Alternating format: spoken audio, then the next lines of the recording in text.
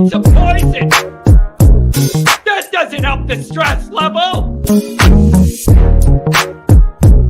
No, don't do it. Get a grip. This stupid video I just showed you. I almost stroked out and died over it. You're watching a different show.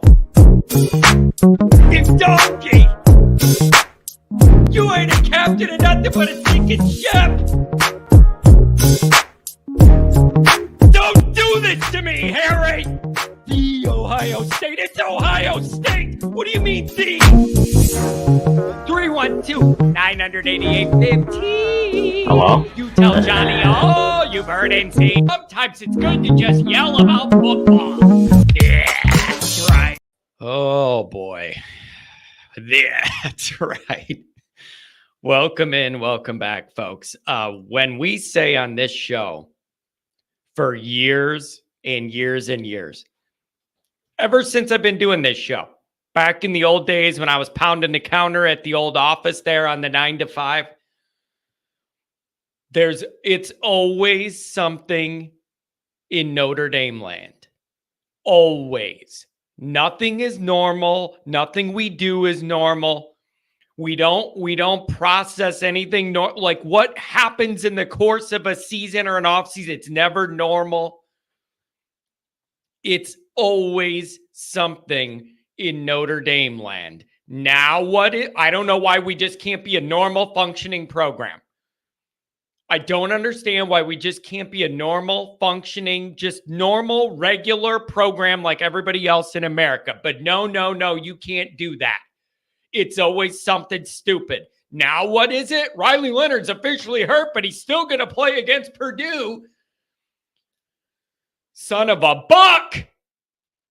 Edition of the Always Irish Bad News Show. I'm just getting spread a little thin with this stuff, you guys. It just never ends. It's just one hit and another dumb story and another dumb story and another thing that makes no sense and then something else that makes no sense. It's so frustrating with just trying to follow this team and just keep your sanity is just hard. All right, let's get into it. We got a bunch of phone calls. I'm gonna go over a couple of my bullet points, and then we're gonna open it up for the phone calls. We'll see how this goes. I'm getting worn thin with some of this stuff, you guys. Like it wears you out after a while, and there's no.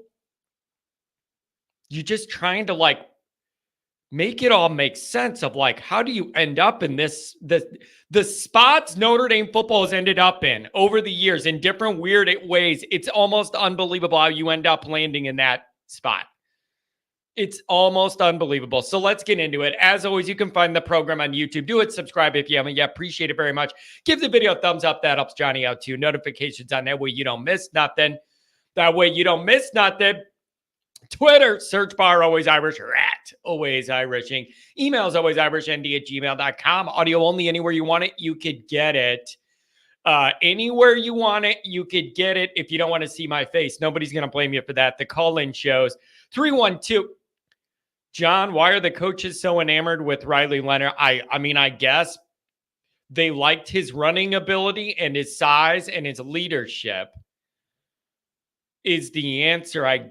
Right? And then now you also have the awkward thing of like all the money you paid the guy. And like, it's getting awkward. This is what I mean. You're getting boxed in here. It's getting very, very awkward. They liked him for the size and the dual threat ability and like the leadership skills or whatever. But now you're in a position where he can't throw the ball past 10 yards. Andy's banged up here. And are you going to go with somebody else and have all that NIL money sitting on the sidelines, even if he could play? And then what happens with that? Is then are you going to land any transfers in the future? If you promise this guy's starting job after 2 bad weeks, he loses the job. Is that agent ever going to send you any transfers again if you do that? And then how does that make the boosters feel that ponied up all that money that went to Riley Leonard and now you're not even playing the guy? Where does all that money go to have a guy hold a clipboard? You see what I mean when I say there's problem on problem on problem here. It's complicated. You got a bunch of problems all layered together. You got a bunch of problems all layered together. It isn't just on the field stuff. There's all this other stuff you got to consider here with this quarterback dynamic now. What about all the people that ponied up multiple millions of dollars to get Riley Leonard in here, and after 2 weeks, you're done with them? How's that going to play? Nobody wants to hear that, but it's a consideration. What a mess.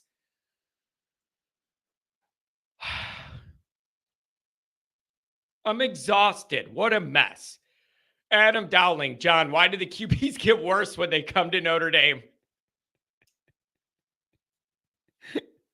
I don't know, man, but for as long as I can remember, the longer that they're in the program, the worse they get. And it isn't just a Freeman problem. That happened before that, too. It's just, it's rough, man. It's rough. The call-in line's 312-900-8815. Dial it up. Tell Johnny all the sad Notre Dame stuff you've heard and seen. Gosh, I'm so frustrated. Notre Dame Fighting Irish Football brought to you by SI. Read all about it. We have articles covering all this stuff. The upcoming. How is anyone supposed to accurately try and predict Notre Dame against Purdue? That's the other, like, literally, how is anyone supposed to sit there and accurately have any read on how to predict how that game's going to go after what you just saw out of Notre Dame? I don't know how you're guessing. Anybody predicting that game is just guessing because there's nothing you could go off of. There's nothing you could go off of to give you any feel of how it's going to go. I don't know how you could do it. Don't forget patreon.com/alwaysirish. It's the former captain. He's the leading tackler, Mike Goolsby. He's breaking it all down. He's been in the film. He did all the defensive tape the other day. Every defensive snap he went over. Now we're going over offense tonight with Jared Clark, also former Notre Dame player. Going to be really interesting. Thanks for everybody that's over there. I really do appreciate it. Let's do a couple of these super chats here, and I'll go over a couple of my points, and then we'll hand it over to the phone lines. I want to hear what you guys think. Rotate. Freeman is moving the needle backwards. Paid millions of dollars for him as coordinators and quarterbacks to lose to 2 MAC schools in 3 seasons. It is not ideal. It is a problem. $10 holler from the 80s guy, Riley Leonard. He completed 23% of his throws on passes of 20 or more yards at Duke. He's 8 of 20 on throws of 10 or more, 0 touchdowns, 2 picks in 2 games with Notre Dame. That is not ideal. Not ideal. How close are you to being officially done with Marcus Freeman? The problem I have, Luke, is thanks for the $2 holler. If I feel like I can't trust you, our relationship's on very, very shaky ground.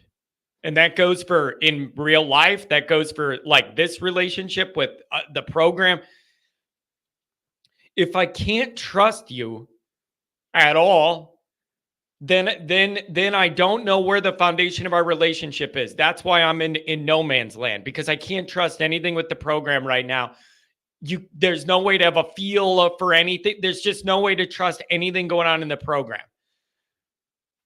That's a tough place to be in year 3. So I don't know where that leaves all of this, because I can't trust anything. And I don't know how I can buy into something that I can no longer trust. When Freeman lost to Marshall year 1, I did a YouTube episode called Trust is Broken. That was year 1, game 2. Year 1, game 2, and I did that video saying you lost to Marshall at home. I can't trust you, whatever. Now you're doing it in year 3. It's a really bad spot. It hurts me, man, but I can't trust any of this. And if I can't trust any of this, you have to earn that back somehow. And I don't know how you earn back what Northern was unless you go 11-1. And if it's capable of you looking that bad against Northern, why would anybody think you're capable of going 11-1? If it was that bad, if I know that's how bad you could play, why would I think you're going to clean it all up and go 11-1? That's the problem with people saying you could still go 11-1. Yeah, you could, but if you watch your team play like that, why would you think they're going to? $5 holler from the rotate. I don't think the boosters care. The boosters are like, we paid him millions to win and he's not winning. I guess that's a fair point too.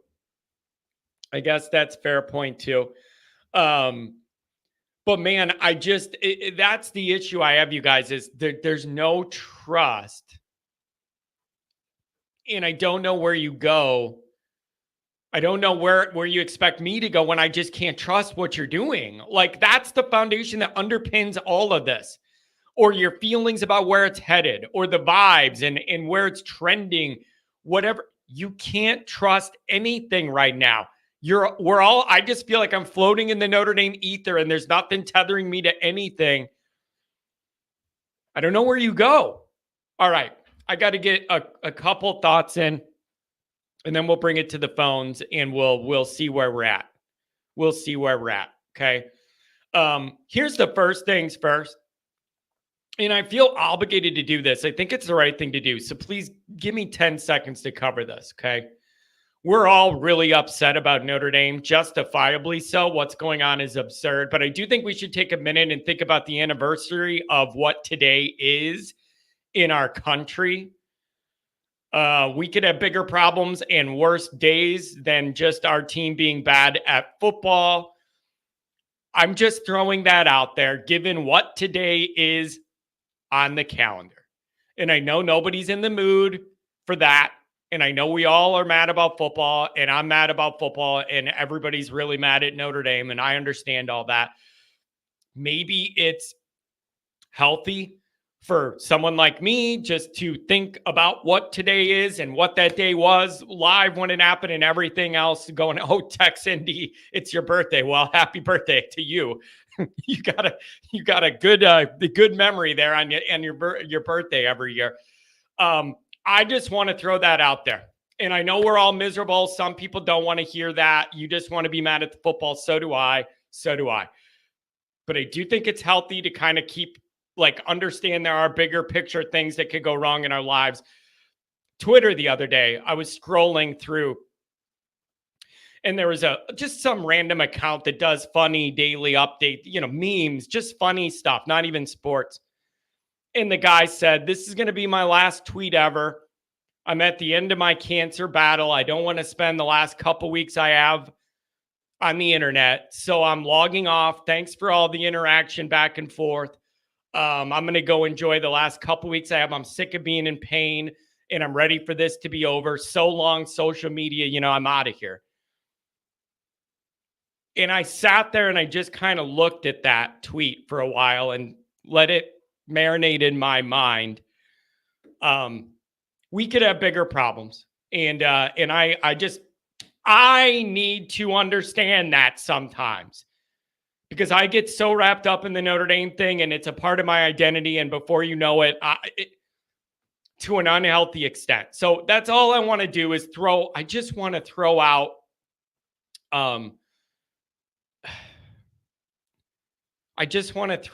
there could be bigger problems we have than the football team being bad. And I just think that's healthy. I need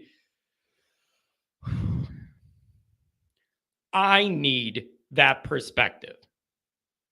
I need that. So we all need to kind of take count of that. Take a moment today to think about all that stuff. Okay, now let's get back to being mad about football, shall we?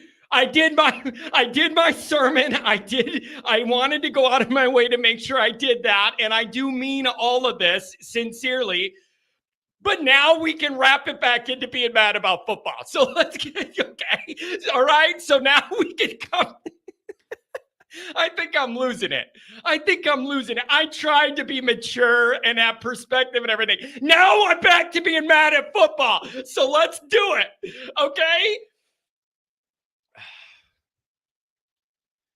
Riley Leonard. All right, callers, hang in there. But I got to get through this Riley Leonard situation with my thoughts. Then we'll hand it to you guys. Leonard is officially hurt on that non-throwing shoulder. He went, as Adam Dowling texted me last night, he went from a scooter to a sling. which is funny in the most depressing way. So he's got that, and everybody saw it in the game. He was obviously landed on that thing and was hurt and was leaning on it, putting his arm on it. Everybody knows that. Everybody knows that. Commander, can we just not do that today, man? With anything leaking into politics. I don't need that in here today. We already got enough problems. We already got enough problems. Can you give me a break on that, please? So Leonard's officially hurt on that non-throwing shoulder from scooter to sling. But as of now, he's still expected to play. Okay, what a mess. Now let's break this down real quick, and then the callers, I'm coming to you, I promise. Number one, against NIU, Leonard was either really bad, injured, or really bad and also injured. You follow me? I want to set the scene here. Okay, either he was really bad, or he was injured, or he was bad and then injured and bad. You all saw the tweet from Sampson, tweeting out the Notre Dame offensive stats. Last in the country in touchdowns thrown with 0. Last in the country in 20-yard passes with 1. Last in pass efficiency. Literally the worst passing offense in America with Riley Leonard, either bad, hurt, and or bad and hurt. Okay? It's a bad combo. Now we know he's hurt and he's still planning to play. How is that going to help the offensive stats at all when it was awful before this? How is bad health going to help this get better? I don't understand. He can't pass, and if he can't run too, he can't pass already, healthy or not. Then he was running, but then when he got banged up, they wouldn't let him run anymore. So I think that's why you didn't see as much of that last week. So now you're not going to have him run, but he already can't pass, healthy or injured. How does that help put the offense in a better position this week? How does that help put the offense in a better position this week? I'm desperately trying to understand, you guys. I'm trying to understand. And the other thing is, how bad does the staff think Steve Angeli and CJ Carr and Minchie are if this is what we're doing? I don't know where this leaves you, man. So follow me here. If Notre Dame thinks about this right, they're really getting a free opportunity. There's a free role here for Notre Dame. You bench your $2 million portal guy after 2 games. You may not land a lot more portal guys, not from that agent or not from that group or whatever. It's a bad look in terms of portal decorum that you pay a guy all that money, you bring him in, and then after 2 weeks, he's out. That's why you're going to have there's agents behind the scenes doing all of this. And if you promise a guy you're the starter, whatever, and it goes bad, and after 2 weeks he's out, guess what? That agent ain't going to want to send anybody to Notre Dame again. It makes everybody look embarrassing. That's the way this goes. You don't have to like it. You're going to say it doesn't matter. I'm telling you, that's what happens. And if you can all not like it, you could say on the field doesn't matter compared to the business. I'm just telling you that it all connects. Everything connects to everything else. So if you benched him for not being good enough after 2 weeks, then you create all that drama on the portal. And plus, you're going to take heat from the Notre Dame fans and media saying you wasted all this money and you stalled the development of the younger guys for nothing. You are admitting failure in a way, right? That's the tough part, you guys. If you did all this, built it all around Riley Leonard, and then you scrap that all after 2 weeks because of performance, you're admitting failure, you're admitting you messed up, and you're going to have all the people complaining about the wasted money, the stalled development, the younger guys on the bench, all that kind of stuff. You're admitting failure. But, follow me here, but if Riley Leonard is hurt, it gives you the chance to play another guy without all that drama that comes with benching a guy because of performance. Are you following me here? There's a big angle for Notre Dame to be able to explore another quarterback here, low on the drama, low on the drama if you say it's because of injury. And everybody understands that, and they look at that differently than they would if he was totally healthy and you go, we're not getting enough offense after 2 weeks. You're on the bench. I don't care how much money you have. Here's a clipboard. This is a way with him injured to be able to try something else to spark this offense in the passing game without creating all of that drama, because it's injury-based, not performance-based. Even though it's both, and we know it's both, you could get away with saying it's the injury. We need to play someone else. Okay? So if it's Steve or someone else and you put them in there and they play great, then you kind of see where that leaves you. And if they don't, then Riley Leonard gets healthy, and then you see what you're going to do from there. And you tried another guy and you see whatever. Maybe, and you see where you go. But to me, Notre Dame's got a big opportunity here to explore other things because of this health situation. If it was straight up performance, it would be a lot more drama. And it would be a lot just more of an intense situation. The passing offense is the worst one in the country. It cannot get any worse, you guys. It feels to me like, tell me if you guys think this. It feels to me like one of these situations where they say he's playing, they say he's going to try and play, and later in the week they announce he isn't good enough to play. And you're playing a little game with Purdue, maybe which quarterback. Well, I don't know if it matters. I don't know if you think it matters, but you're playing a little game with those quarterbacks. Which one do we have to get ready of? Whatever. It feels to me like one of those situations where later in the week you announce he just can't go. That's what it kind of feels like to me. Here's the next part of this. Angeli is the number 2. If they go this way, he's going to get the start. So, listen, I don't know. It could go back. Does anybody think of this? Angeli may be a better natural passer, but he is a lot less mobile than Riley Leonard. So he could be, this could get worse, not better. It could get better with him, but it could get worse too because he's less mobile. So if he's standing back there in a pocket that collapses, there's no chance to escape or anything. It could get worse. I don't know. Or it could get better if he could throw the ball beyond 10 yards, and that's all you need to open up the offense.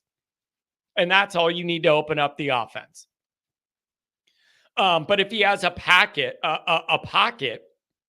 maybe he could pass more efficiently and actually throw a ball in the air 10 yards down the field than one of our guys. Now, final thing, and then I'll go to the callers. I know people are going to say they want Minchie, they want Carr. That's just not going to happen. I know people want that. It ain't going to, I don't think it's going to happen. Follow me here, you got. I've seen a lot of messages. Why can't it be Kenny? Why can't it be Carr if go or whatever? Okay. Steve Angeli's the number 2. Those guys CJ Carr's running scout team stuff. I don't understand how people think you're going to have a person who hasn't even been getting number 2 reps and suddenly they're starting against Purdue. You realize that makes no logical sense, right? And I'm not saying you're wrong for wanting it. That's not the point, you guys. I'm not saying anybody's wrong for wondering, why can't we see Kenny Minchie or CJ Carr? Excite us about development and what this room could look like with a young guy and a team growing around him. And we're a lot more open to mistakes from a younger guy when there's 2 or 3 years of development that's coming behind it or whatever than a one and done where there's no development. And if you lose a couple games, it's just all down the toilet and there's no development or anything. That's where we've been with Hartman and now with this. So I know people are going to want Minchie and Carr. I'm just saying you're not going to get that. If it's another quarterback, it's going to be the guy that's number 2. You got to understand that. You don't have to like it, but I don't see them jumping the number 2 guy that's been taking all the number 2 reps to go with the younger guy. I just don't see that happening. But This feels to me like a scenario in the last second, they're going to go, yeah, he's not healthy. Or Friday morning that comes out, or Friday afternoon, or Saturday morning. And they go, he's just too sore. You can't do it. And then you do something else. So that wouldn't surprise me at all, because it really doesn't make sense that he already was bad and now he's injured and you're going to still run him out there. And here's one more thing, and then callers, you're up. Here's one more thing I don't understand. People asked Freeman, did you consider pulling Riley Leonard, or was there any thought of that or whatever? And that was asked of him. And he said, no, we didn't think about that. Do we all believe that? Again, I ask you guys, I am shocked so many Notre Dame people hang on every word that these coaches say as a fact, and that they're telling you the absolute truth. It just astounds me that everybody takes these coaches at the podium as if they're telling you, the fan at home, exactly what they're going to do in their program and what they're thinking. Do you think Freeman's going to let the whole country know he was thinking about hooking his quarterback they gave multiple millions of dollars to in game 2? You think tell you if they did think about it or talk about it, you think you're important enough they're going to tell you? That's what you think, Mr. and Mrs. Notre Dame fan, that if Freeman had that thought, or he talked to Denbrock and goes, what do you think? This is bad. You think they're going to tell you that and spark that entire drama? You think you're that important, Notre Dame fan, that he's going to start that entire drama by telling you that? You're out of your mind. You're out of your mind. So I don't understand where the fans get off thinking you're getting real information. We have no right to that information. They're obligated to give these pressers. They say the minimum to get in and get out.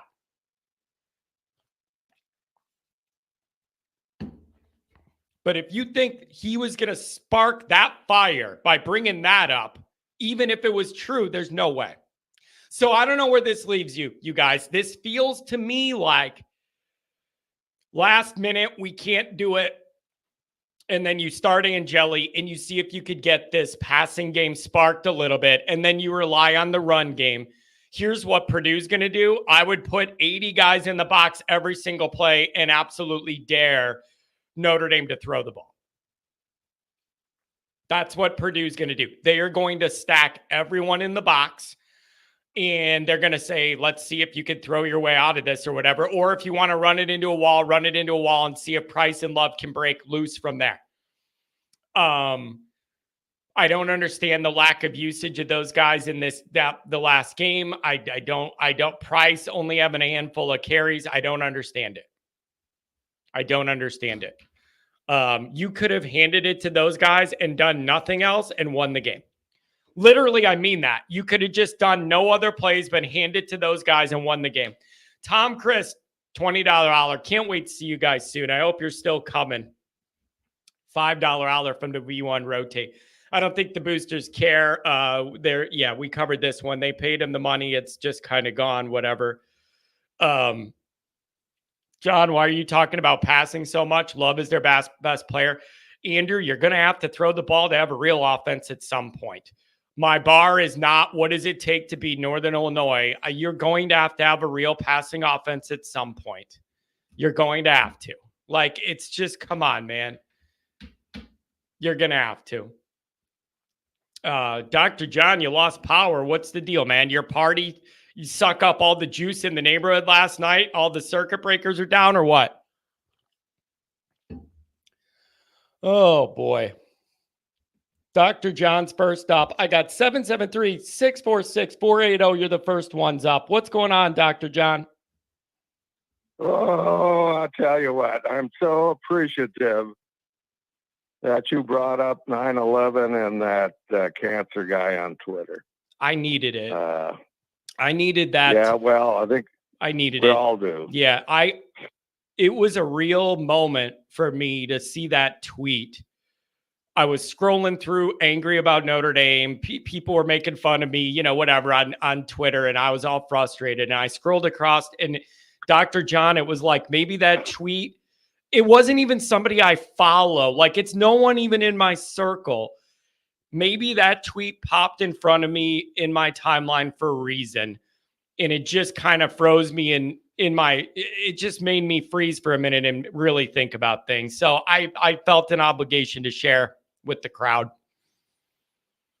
Well, I'm glad you did. You know, you'd think after 70 plus years of this crap, I'd get used to it. And, you know, my mind can say, okay, it's anniversary of 9/11. This guy, dying of cancer, put it in perspective.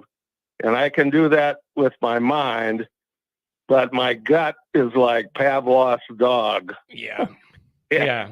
It just reacts, you know? Yeah. So, yeah. It's, yeah. And now all the crap I had on my list seems like nothing. So I mean, this power outage, that was going to be my lead because I, you know, there just didn't seem to be any energy on the sideline Saturday.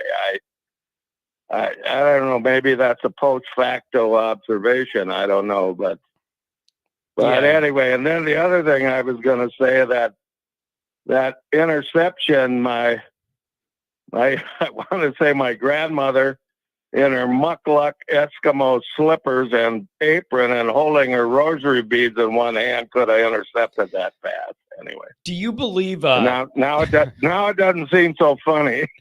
Do you believe that what do you think the deal is with that pass, Dr. John? Do you think that was the injury and he couldn't get enough oomph on the ball? Or do you think right when he was about to let the ball go, he remembered what his coach said before the game, that he didn't want him to pass the ball and do exactly what the coach is saying, not try and make big plays? It's literally what the coach said on TV before the game. And he got, oh no, remember when the coach said not to try and make plays? Like, it was really rough, man. Really rough, Dr. John. 70 years of this stuff. I don't. What do you make of this? You're the senior. You're the senior leader. You've seen the most Notre Dame football of the group. How do you even wrap your mind around this one? How? Well, I haven't. I haven't wrapped my mind around it, and I've been in isolation as far as Notre Dame news has been. I mean, I checked in on Monday, checked the thumbs up, and I didn't participate in chat at all. I just couldn't handle anything. Yeah. And it's like, you know, I don't know if it goes back to when my first 5 years of following this team, you know, I'm 6 years old, and now for 5 years or 4 years, we don't lose a frickin' game. And then we lose to Purdue in 1950, and I don't know. I probably nobody talked to me for a week back then. I don't know. So, yeah, but anyway, I don't know. I don't know anything about this injury. Have there been rumors that he was hurt? Yeah, it came out yesterday officially. Like, Notre Dame beat reporters are saying he got an MRI and there's a legitimate problem with the non-throwing left shoulder. And you know, I remember him getting up and holding that shoulder. Yep. Yeah. And so then you're starting to think, but the plan is still for him to play. And you're like, it all feels to me like something where they're going to pull the rug at the last second and then run with Angeli and say that he's injured. If I don't know, because it looked like it affected him in the game. They quit running him for that reason. And then you already have problems throwing. I just don't know where you go from there. Really, really frustrating, Dr. John. I'm in a weird Notre Dame place, man. I feel like I don't have a foundation under me, and it's very uncomfortable. Well, I am too, and I'm thinking, you know, I don't even know if we win on Saturday, whether I'm going to feel any better. See, no. You're right. You're spot on. That's the problem with college football, Dr. John, is it's not like the pros where you could go like almost 5 the playoffs and you're fine or whatever, and you win some or you lose some. This is not like that. Like, you needed to beat Northern for anything else to matter the way it was supposed to matter. That's why this is so disappointing, because everything else, you just couldn't have this, man. It's the one it couldn't be. It's just, this loss is deeper. It lingers. The Ohio State loss lingered too, and I said it was bigger than one loss on paper for different reasons. This one is similar, and it lingers for different reasons. It's the one it couldn't be, and I don't know where that leaves you, and I don't know where you go. Well, and our expectations were so high. I think that's part of the problem too. You know, we were already in Notre Dame Stadium on December 20th. What a mistake. And what a mistake. Well, and I got upset last week with somebody talking about Louisville, and I'm thinking, we got a ball game this weekend. You know, Louisville's, the hell with Louisville. What about Northern Illinois? And you know what else, too? I don't know. You know what else, Dr. John? Freeman talked about, he said, you know, we were aware of the media reports and everything saying that, you know, Notre Dame has a straight path to the playoffs now. 12-0 is possible. Look at this schedule, blah, blah, blah, blah. Freeman even said, you know, we were aware of those headlines and that kind of stuff being out there. Well, you could be aware of it and use it as further motivation to go kick the crap out of the team when you're back at home in front of your own fans. Like, it's not necessarily a bad thing that people are saying good things about you. It's about how you internalize and process where you're at in the moment. It was just bad, yeah, Dr. John. It was just bad. Preparation, bad motivation, just no execution. The coaching staff let him down. Everything was a problem. It can't be in year 3. No. Well, I don't. Moving on.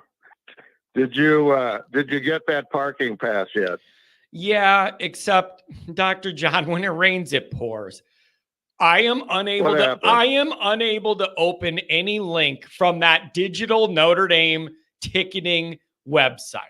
I cannot open any link. And then I sent it to my family and they opened it. So I don't know what's going on, but I am unable to open any link. So I got the pass you sent, but I'm unable to open it and download it and use it. So I'm going to have to pass it along to somebody in my family to download it and put it on their phone. Nothing's easy, but I got what you sent me. It's nothing on your end. It's my phone will not allow me to open the link to that digital Notre Dame little website. I don't know what's going on. I'm not in the mood for it. I'll figure it out.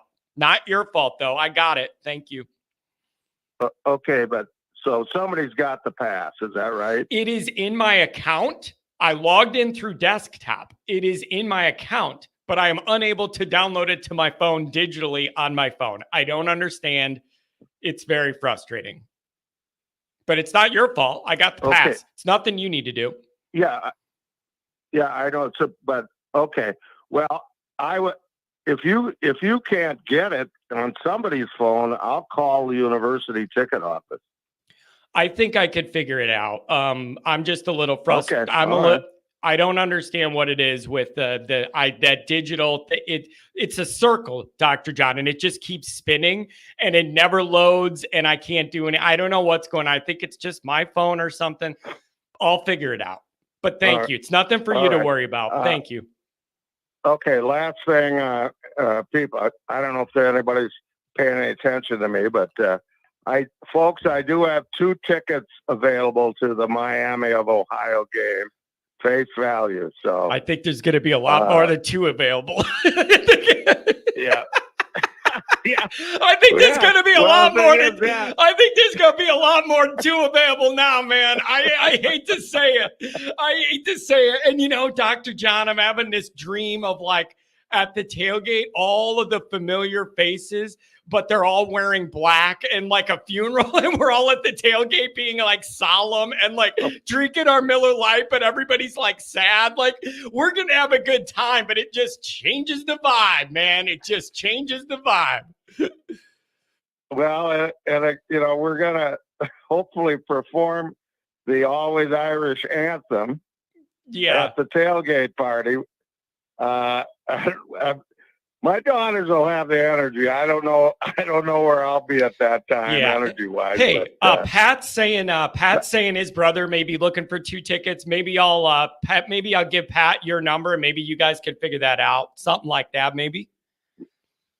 Yeah, Pat, I'm still coming. These are my brother's tickets that I ordered for him, and he's got some health issues, so he's not going to come. So, well, who doesn't after last week? Yeah. Everybody, how many thousand of people called their buddy and go, I don't feel good. I'm not going next time. Like, I bet you a lot of people found some new health issues. Yeah. Well, you mentioned normal. I swear to God, I am not normal. Oh, well, I know you like me. And I'm sure there's a ton of people out there that aren't normal about Notre Dame football. So. Yeah. It's anyway,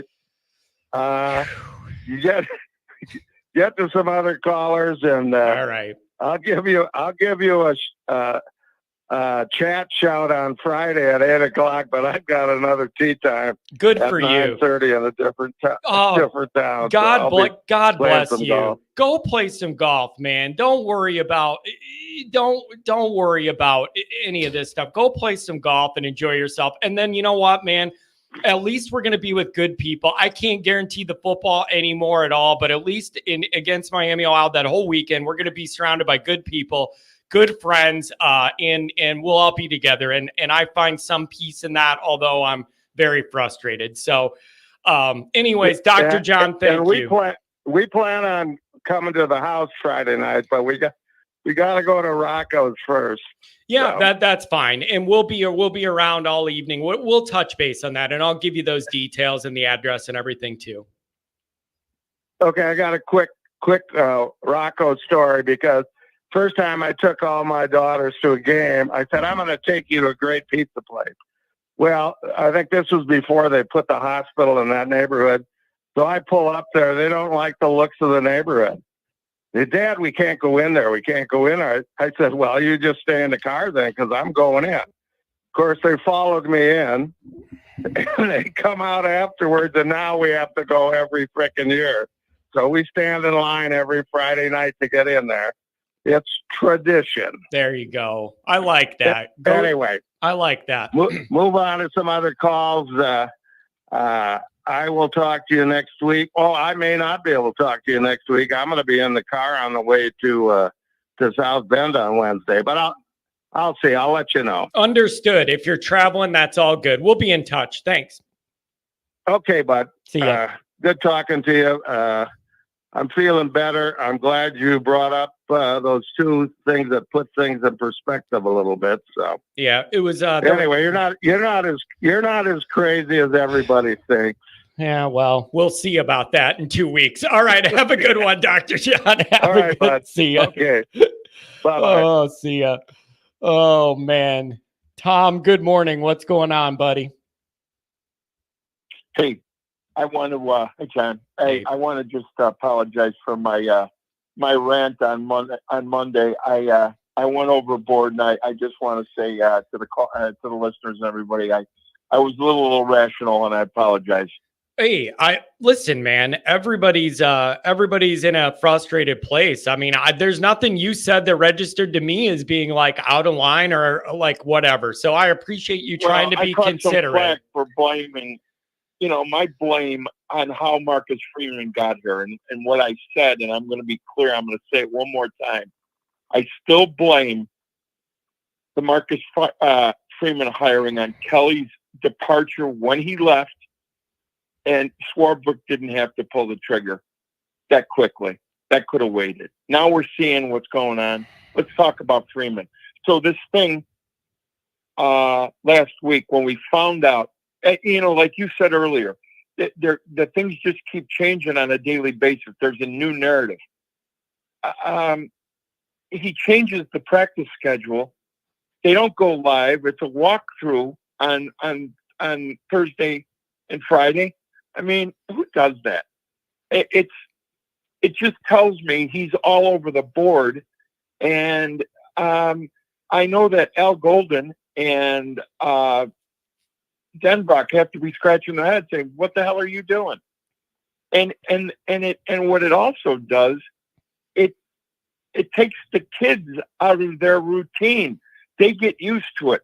I remember reading Ara Parsegian's book, and he wrote a book in '73 with Tom Pegna as offensive coordinator. And it was literally on coaching, on what he does. And it showed how he mapped out every detail of practice. And I could remember talking to Terry Hanratty. Terry became a friend of mine, or we became friends over the years. Hanratty said there was not a better coach he ever had that was more prepared than Ara Parsegian.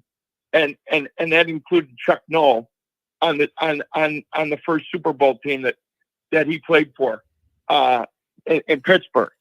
That says a lot. I'm sure Freeman has got some kind of routine down and the way they practice things, but with the analytic crap and all the other stuff that's going on the sidelines, he's got to pick a horse. He can't pick a quarterback. So, how do you, if he can't run a practice, how's he gonna sort out an offense in a practice? I don't get it.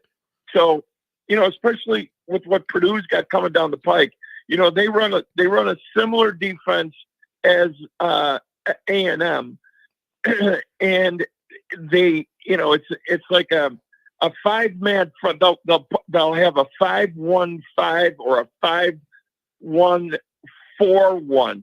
Their best player is the free safety. He's an All-America candidate, or he's at least an All-Big Ten candidate. And are you going to be able to throw the ball against him? I think Angeli could. I mean, if they set it up right, they got to change some blocking schemes. And I'll tell you what, the two tight ends outside of Mitchell Evans, Reardon and Flanagan, they need to learn how to block, because those guys are going to come off the edge just like the last two opponents did. Now, I don't know what kind of edge rushers they have. They're tall. They have 3 defensive down linemen that are big. So we'll find out. But I got to believe there's got to be I got to believe Marcus Freeman isn't shown his whole hand, regardless of how disorganized he might be with all this news. Riley Leonard, I don't get that. Yeah. I think, don't tell the country. I think the announcement's coming. I don't have a problem with them not telling the media or the country, but Jesus Christ, it's like, they're going to have to come out with something. If they lose to Purdue, it's over with. I'm sorry. Yeah, it's gonna, and you know what Purdue's gonna do? Everything I've read about Purdue and the way they're structured, they are going to stack the box and try and stop the run. And everybody knows the position Notre Dame's in now in the passing game. So they are going to try to, they're going to try and stack the box, stop the run, make Notre Dame throw the ball to win. And I don't know if anybody has faith Notre Dame can do that right now. So I don't know, Tom, and it's here's what I'm struggling with, man. You have all of the practical parts of a game, like what plays you call, what your offensive strategy is going to be for a game. That's one part of my brain. But what I can't get over, Tom, is I would love to know what Freeman were thinking entering Saturday morning. Did they think we had a I want to know what they were. You know what I'm saying, though, Tom? Thinking of entering the second half. But I want to know if they were thinking, man, we're ready to go this week. We had a good week of practice and we're focused and zoned in. Or I would love to know if there was. You'll never get this answer, but I would love to know if there was any inclination from those guys that something was off heading into this game. I would love to know that, just to know if they had a sense of this team at all and where they were at. Or did they really go in there thinking we're good to go now and then found out the hard way they weren't? You'll never get that truth serum answer, but I'd love to know if there were these red flags they saw. I would love to know. It's been bugging me all week, knowing what pulse they had on their team. Maybe if the Notre Dame regular media asked some hardball questions, at least ask them, put it to them. Like you say, the whole program's screwed up, and I don't know. It says, and there was a comment on here a little bit ago, says, can't coach paid kids. College football's over. Is that right? Well, I'm here to tell you that Northern Illinois had 39 seniors that have been there 4 or 5 years. That coach's philosophy is to take the kids and develop. I don't think college football is over with. And that was proven on Saturday.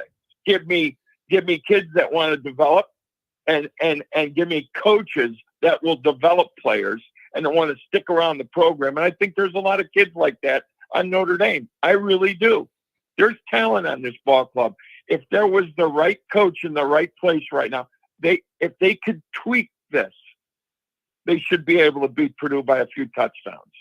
I really believe that. Yeah, but it's tough. We're not going to know because it's a rudderless ship. Yeah. He couldn't find his ass. He couldn't find his ass with a funnel and a roadmap. I'm sorry. I'm done with it. I just wish to God they would stop making these ridiculous hires at Notre Dame with no experience. And it's, but what are we going to do? We're in the midst of it now. They have to make the best of it. I feel bad for the kids, but there is talent there. Yeah, it's rough. He doesn't squander it. It's very frustrating. And there's a bigger picture in play. And none of us have the answer to this either. Is what does Pete Bavacqua think about all this? What is his patience level with all this? The fan base is very animated. A lot of them are done with Freeman, or they want it to be over and whatever. Okay. The fan base could be wherever they are with their frustration. But what matters is, what does Pete Bavacqua think? And the interesting angle on that is Bavacqua did not hire Freeman. That was Jack on the way out. Right. So Bavacqua does not have the same, he's not tethered to Freeman in the way the guy that hired him was. And that frees him up a little bit perceptually if he wanted to do something. However, I have no idea what his thoughts are on that or what that leash is. I have no idea, so I'm not going to act like I do. I have no idea. I got a gut feeling. Bavacqua is a Notre Dame guy through and through. I mean, he grew up a Notre Dame kid, went to Notre Dame, a fan. He's a New York guy. He's got that New York attitude. Became the president of NBC Sports. He knows how to swim with sharks. I'm sure he's diplomatic. I think that was a good hire, and we're going to find out. But I agree with you. I don't think he would hesitate pulling the trigger on Freeman if Freeman completely, falls apart here. So we got to just see how it plays out. But that's my gut feeling. I could be wrong. Yeah, it's rough, man. It's rough, Tom. And I don't know, like, I was thinking about it, man. How in the hell do you expect me to sit there in Sports Illustrated's website and write a prediction for Notre Dame against Purdue this week and write a little paragraph of how it's going to go and a score prediction? I have no unearthly idea what you're going to get whatsoever at all. I can trust nothing, and I have no idea how I'm going to write that paragraph. I'm just going to have to guess. I have nothing to go on. I have nothing to go on. I can't. I'm floating around in space. I have nothing to tether me to anything. I'm with you. I mean, if you look at it pragmatically, and any football team that I've ever been around or I've watched that I've had interest in that's gone through a rough patch like that, what do the coaches normally do? They go right to, all right, first practice, we go right back to fundamentals. Forget all the crap. We're going to block, we're going to run, we're going to tackle, and we're going to do what we can fundamentally to put it back on place. So what does that mean? Yeah. So they go with the players that they trust. Now, does that mean Angeli or Minchie? I don't care. I'll take either one of them right now. Okay. But some of the substitutions that I saw on Saturday on crucial third and short situations or third and long situations, he's putting in that Aeneas Williams as a blocking back. Hey, what are you doing? That was his first time in a game. He was in a third and long passing situation, and he whiffed on a block. Why aren't you putting Ford in there at least? The most experienced pass blocker we have in the backfield. It's shit like that I see at the game that just blew my mind. So I don't know. They're going to have to figure out fundamentally, take your best players. I don't know. I don't know what they're going to do. You're going to have to get your skill guys the ball a lot and go down with the Flames. If you can't do that, then I don't know what they're going to do. Yeah, it's going to be wild. But Tom, thanks for giving me a call. You've lived through a lot of Notre Dame football on the good and the bad end. I appreciate your friendship. Yeah. And I can hear, man, I could just hear the pain in everybody's voice. You sound down. Dr. John sounded down. I'm worn out. I'm running on fumes just from the anxiety of all this. It's just a rough place to be, but we'll be better, for better or worse, we'll get through it together. Right, Tom? Well, I'll tell you what, too. And one more quick thing. Please tell the guys to stop bringing up Urban Meyer. He's not coming to Notre Dame. Okay? That ship sailed a long time ago, especially with his baggage. There's no bloody way Urban Meyer's going to get hired at Notre Dame. Yeah, that's because we're hiring Saban, so we don't even want Urban Meyer because we're getting Saban right off the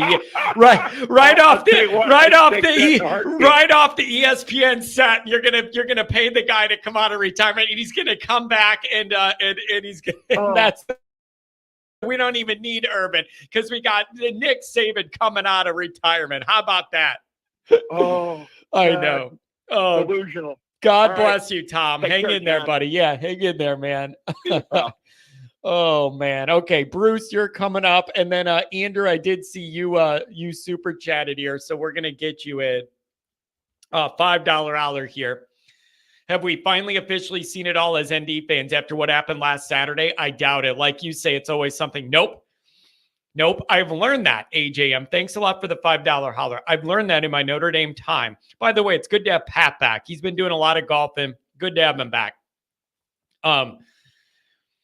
No, that's one thing I've learned as a Notre Dame fan, and then doing the media stuff or the content stuff. It is so dangerous to ever think you've seen it all. For 18 years, AJM, for 18 years, I convinced myself I had lived through the most painful way Notre Dame could ever lose a big game that I could imagine in Bush Push, and being there personally, and my soul left my body in the stadium that night. It never came back. I swear by that. I felt it leave, never to return. 18 years, I said to myself, nothing could ever hurt me more than the way that big game ended. Notre Dame needed to have and was in position to get.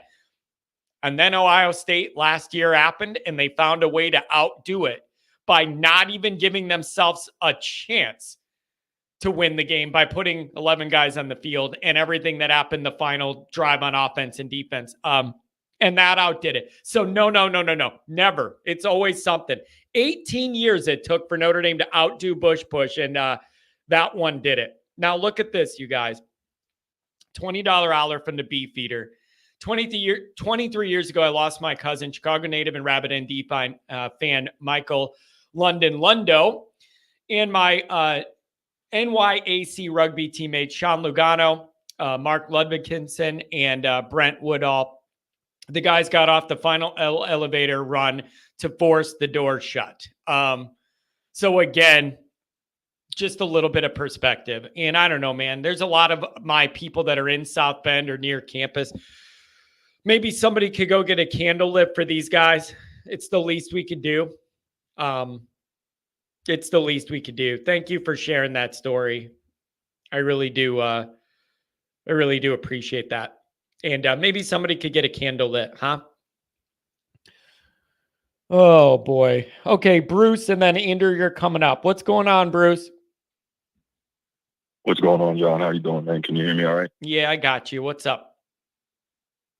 All right, cool. So first question, I'm sitting here listening to this, and I've been listening to you, obviously, 3 years now, but all week since the NIU loss. And I'm wondering here, do I not love Notre Dame enough? I've been a fan since '93. I live in Florida. I flew up there to see everything and be at Notre Dame and to meet you and go to the game and all that. I'll be back up there in a couple of weeks. But is there something wrong with me that these losses don't hurt me as badly as they should? Like, I'm really thinking about this because I'm like, okay, terrible loss. Notre Dame drank the Kool-Aid. It's looking bad for Freeman for a lot of people inside and outside the Notre Dame community. But I'm immediately thinking, okay, you took this L, but guess what? Tough times make tough men. And now here is the real testament to what Freeman is or is not. Do we get up off the mat and do we keep going? Because we got to move on and got to get back to work. What am I missing here? I mean, number one is, Bruce, I'm totally open to the idea that I'm unhealthy with the way I process all of this. Like, dude, I'm not laughing. I am totally 100% serious when I say, like, some of this is unhealthy the way that I process this kind of stuff and take it so personally. Like, and that's like something I need to grow out of at 40. I don't know if it's going to happen, but I need to grow out of it. And then, Bruce, here's the other thing, though. There's been a lot of talk about this. Under Freeman, Notre Dame's done a good job of bouncing back after really low lows, like bouncing back.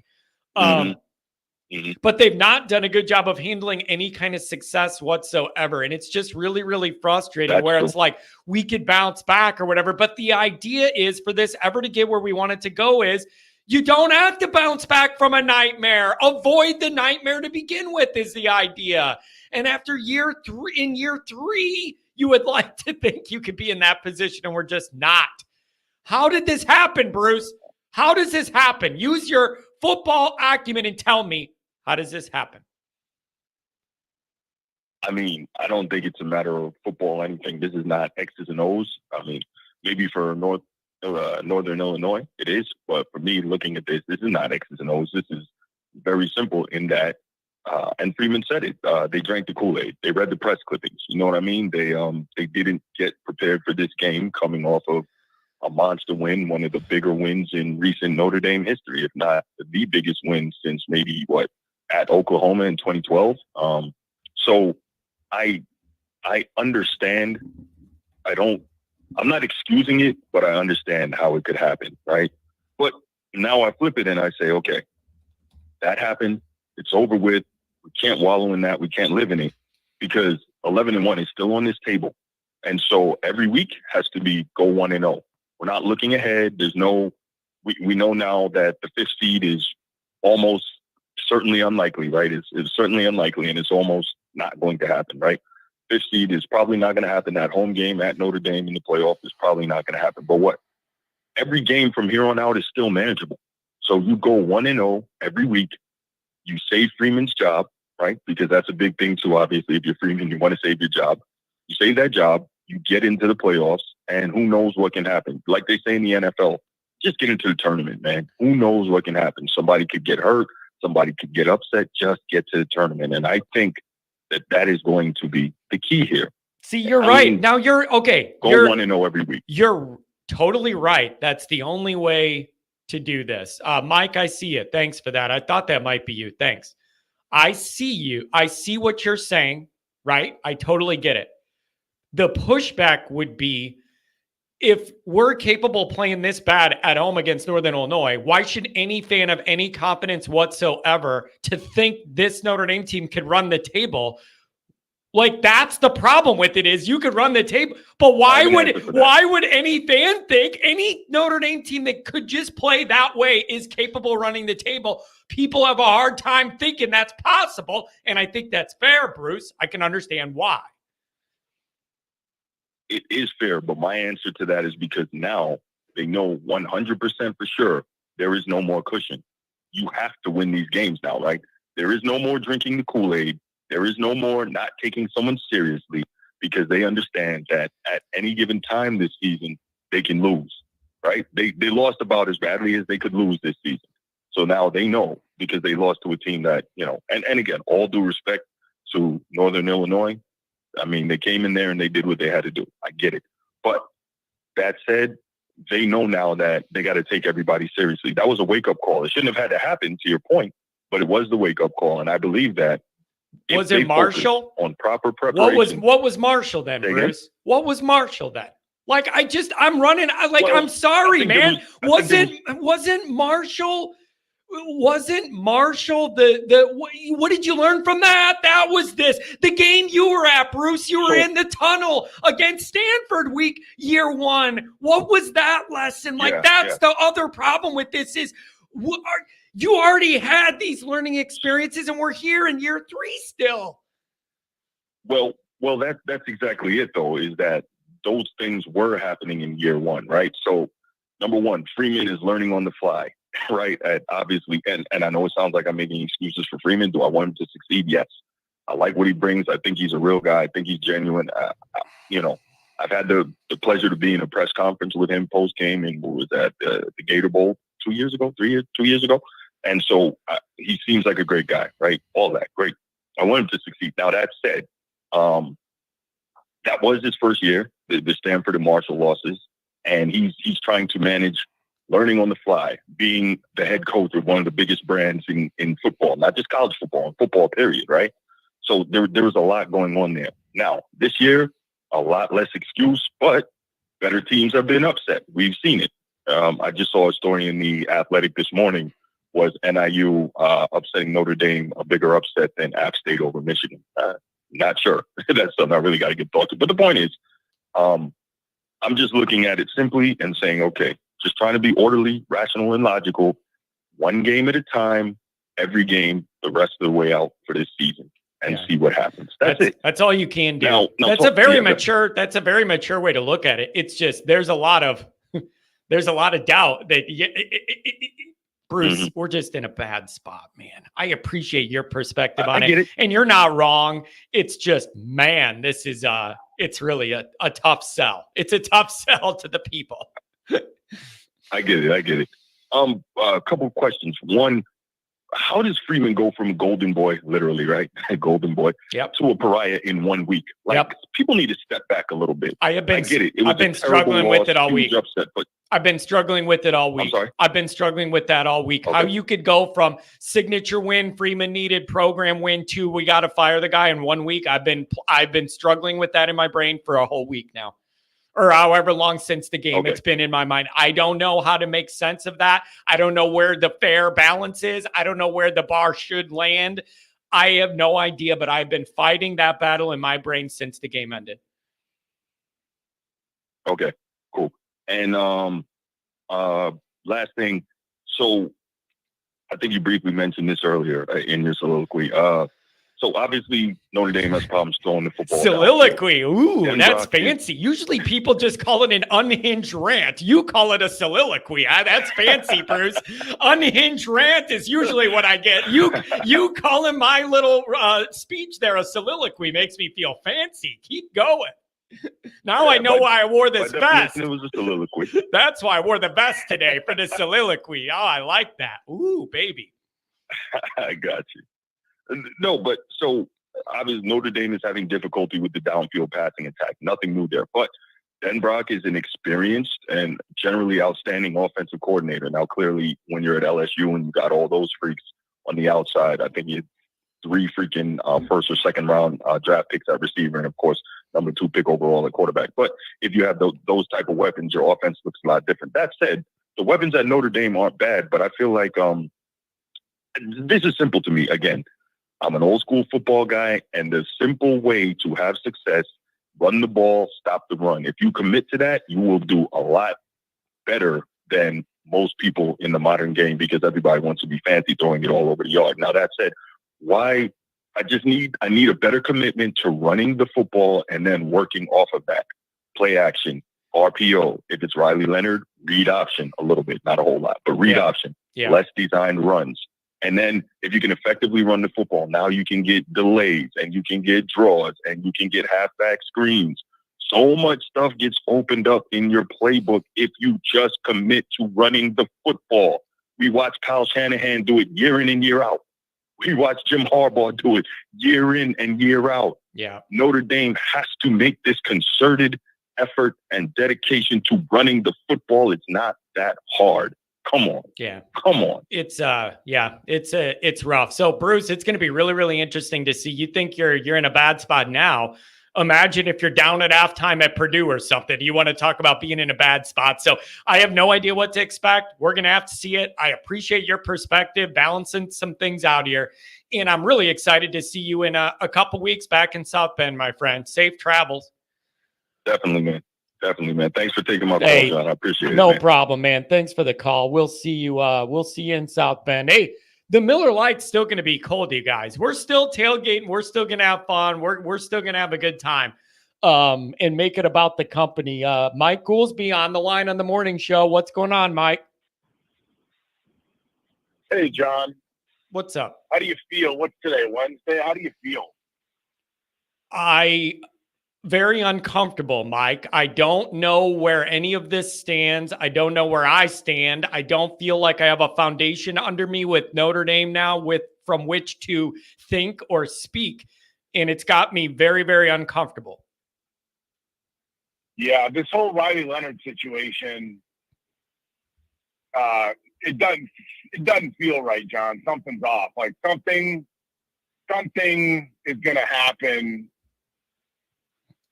You know, sometimes, John, we like to say, or I like to say rather, sometimes I get these visions in my brain, Notre Dame football visions, and I can't shake it, right? And it's just like, and I'm sitting there going, Riley Leonard's going to get pulled at halftime in this Purdue game. Like, the writing is on the wall. Like, the writing's on the wall. And, I talked to Jared last night. We're going to do the offensive breakdown. And we talked, real briefly last night as he's kind of getting into the film. And the early reviews on Riley Leonard, I mean, they're not good, dude. They're not good. So it's just you're kind of setting this up. You're sort of letting those backups. You're kind of putting it out there. Okay, there's going to be a shift. Kind of get yourself geared up and ready to play. Riley Leonard getting pulled at halftime. It's something I'm seeing, and I can't. It's in my little Notre Dame crystal ball, John. I can't unsee it. Are you sure they're not going to pull this right before the game or Friday do a news drop where they're like, yeah, he's just not ready. We tried all week. That crossed my mind too, that at the last minute or early Saturday when they have to release their injury reports, they announce it then. I almost get the feeling there's some gamesmanship with that being played. I don't know. Yeah, dude, when does it happen? Who knows? But yes, John, something, we all feel it. We all feel it. It's whether you're going to choose to acknowledge it or not. But there's something fishy. There's just something fishy going on. What a bad spot to be, Mike. What a bad spot to be. How in the hell did we end up here? How in the hell did we end up here? It starts with just with the quarterback position. I mean, it goes back years and years and years. And who created the problem? Was it Kelly Reese recruiting? You're hoping one of these transfers. As I've always said, these transfers are just Coach Freeman and staff kicking the can down the road. A bunch of Band-Aids. Band-Aid on top of Band-Aid. So it's eventually, it seems really quickly here, it seems that Band-Aid's going to get ripped off, brother. And it's okay, we're going to go with a homegrown product. And it's just can it be Steve Angeli? We installed one offense for Riley Leonard, and you can't run that offense with Steve Angeli. I mean, I guess you can, but he's not the athlete Riley Leonard is, right? So there's another mess within that mess. Yeah, Mike, there's no easy way out.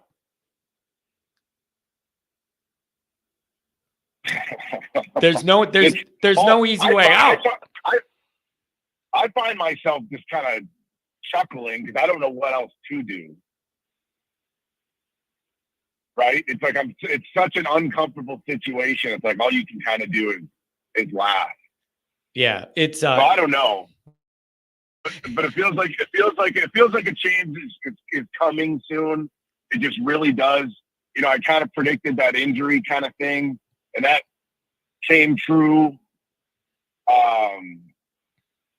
So it's just like my question to fans is, are you looking at this? Is our sole focus just on Purdue? Or are we looking at the season, or are we looking at like the program in terms of like, where does your mind, as problematic as this whole situation is, are we just thinking about the Boilermakers? Are we just thinking about the playoff this year?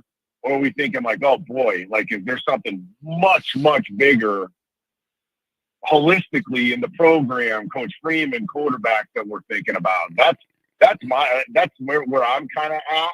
And I wonder if fans have that same kind of mindset. Yeah, there's a bunch of different levels to this, and it depends on which lens you want to look for and how much you want to zoom out. Like zooming all the way down to the part of like, you're in a bad spot, you need to just do anything you can to beat Purdue and stabilize things, to zooming back out, looking at the quarterback thing long-term, looking at Freeman and where his positioning is now long-term and where this is all trending in the big picture. There's a bunch of different lenses depending on how far you want to zoom out of the situation. How is anybody supposed to have any feel entering Purdue, Mike? Like, I have absolutely no idea what we're going to get at all whatsoever. I have no feel right now for anything, and it's very, very uncomfortable. I hate this feeling. And that's kind of what I'm trying to say. It's just that like there is no plan at quarterback. Don't think there ever really was. And then if you push that out further, it's like, what is the plan generally speaking? Last call, Bruce, great call. He's like, how did Freeman go from hero to zero in 1 week? And it's like all of us have if you pay attention, there's a lot of writing on the wall. There's a lot of tea leaves to read. And it's just like, okay, the bubble burst. It's like people feel good about Freeman. Everybody likes Freeman. Everybody's rooting for Freeman. But it's just like, the bubble burst. This isn't the first time you've seen it. And then you go into, his press conference about Northern Illinois. Well, more or less, John, he's saying we're reading our own headlines. We got full of ourselves. We took the game for granted. It's like, who's we? Who's we? Did the players take Thursday off? Was that the players' idea, or was that your idea, Coach? So it's like, is the players reading their own headlines and getting full of themselves and getting inflated egos and big heads, or is it you, Coach? Yeah, it's a fair question. When you talk about, I'm just saying, when you talk about that fall from grace, going from hero to zero, it's stuff like that. That was your call to do a walkthrough on a Thursday. That's you, dude. It's not your team. So, anyways, I'll hang up, but I'm in the car forever, so I figured I'd give you a buzz. Oh, but yeah, man. I don't feel good. There's going to be a change forthcoming. I could promise you that. Well, it's going to be interesting to see. I really appreciate the call. Happy birthday from yesterday, and then we'll see you tonight for you and Jared breaking down the film on Patreon. Looking forward to that. You got to dig in it and find some answers. You might not like them. I'll talk to you later, John. All right, I'll see you. Safe travels today. Thanks for Mike for dialing up. And I'm telling you, him and Jared doing that film is amazing. Those guys just sit there all night and this and this and this, and then you did that, and look at this guy go there. It's amazing watching them break down film. A $5 hour. How did Freeman go from getting all the love to getting all the hate? How did ND go from getting all the praise to getting clowned and written off? Rotate. Ever since the second the NIU game has ended, this has been consuming my brain. And I don't have a good answer. And I don't know what the fair answer is. I don't know what the proper levels are. Do you feel me what I'm saying when I say I don't know what the appropriate levels of this should be? Talk of the town winning the game of the week, week one, signature win for Freeman. 1 week later, everybody wants him fired. What is the actual appropriate response? Where should we be? I don't have the answer to that. What is the right level of anger and frustration and all this stuff? I just don't have the answer to that. Like, does this loss outweigh anything on the good end so heavily that it's just gone? I don't know how you do judge this. Because it's unforgivable, Mark says. Like, that's what I'm asking. Is this so heavy that it weighs everything down to where... oh, look at this. Jeez. $200 holler from Rick. Not even a Notre Dame fan. Rick, you're my man. Thank you. College football is dividing. One side, big conferences and recruits. Other side will be talent from talent farm teams. ND's stuck in the middle. Decision time. Join a conference, get coaches and recruits, or become a farm team. Praying for the Irish players and fans. Love the show. Win out. Go 11-1. Rick, I really appreciate it, man. $200 hour. That takes care of the next counseling hotline game we need to do. Fire up the phone lines for. That means the world to me, man. Thanks a lot for that. And also, you not being a Notre Dame fan and coming in here with, some reasoned thoughts, not trolling us or anything. I really do appreciate it, Rick. Man, thank you. Rick says, here, take this $200 because I won't spend it to go see Notre Dame. Oh, Rick, that really is nice of you, though, man. Oh, I do appreciate it. Oh, Pat, what's going on? Welcome. And then 480, you're coming up next. What's going on, Pat? Hi, Johnny. It's been a while, buddy. What's going on? Well, I'm happy for you because the weather's been nice and you've been able to play a lot of golf. So I just think that's a very healthy thing. So I'm very happy for you. Yeah, and I played a lot of good golf too, so I'm happy with that. Saturday was a pretty interesting day. I had my first tee time at about 8:50 in the morning, and then my afternoon tee time was at about like 2:28 or something like that. So right at kickoff, and it was a really long round on Saturday afternoon because we went the full 18. It was a Ryder Cup format, and I won my match. So coming in, and I was the last group off. So coming in, everybody was in the clubhouse, and I'm sitting there thinking, all right, I won my match. This is great. I'm walking into the clubhouse, and everyone is staring at me. And I'm just like, what? I was like, I won. And then I start to see all these smiles crack on their face. I was like, son of a bitch, Notre Dame lost. I couldn't believe it. I haven't watched the game. That's why I wasn't there Saturday night. I couldn't provide any analysis or after the game on Saturday because I was at the golf course, one. And number two, I didn't watch the game, so I couldn't really offer up anything. I did give you my commentary after I saw some of the stuff and turned my phone back on and saw the 150 text messages that came in of people trying to goat me. It's bad. This is, to answer the question of how do you go from being on the highest of highs to the lowest of lows, you lose to Northern Illinois. This is Boston College in 93 style loss. My text message to you, John, I said, this is worse than Marshall. This is worse than Stanford. This is worse than Navy. This is worse than Tulsa. This is the worst loss I can remember a Notre Dame team has had since Boston College in 1993. This is worse than Ty Willingham's Boston College back when Goolsby was playing for him. I was shocked and appalled. Now that I'm starting to hear the things where he's changing practices to walk through, I think we have a pretty easy observation to make here. We have a coach who still doesn't know how to coach to win. I don't think Marcus Freeman is a bad coach. I don't think he's a bad coach. I don't think he's a bad recruiter.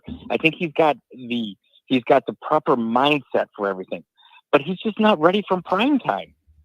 He's not. You can't make these mistakes. You were going up against and he said this in his presser on the Monday before, you were going up against a Northern Illinois team that wasn't bad last year, and they returned all of their starters.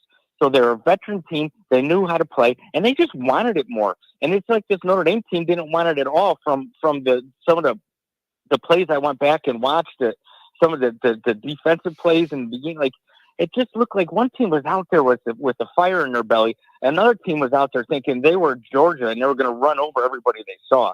And I'm sorry, Notre Dame, you are not Georgia, and you have no right to act like you're Georgia. You have to prove that you are Georgia. I had several dozen text messages about Riley Leonard and his performance. Like I said, I didn't see it, but if everything I'm hearing is true, sadly disappointing.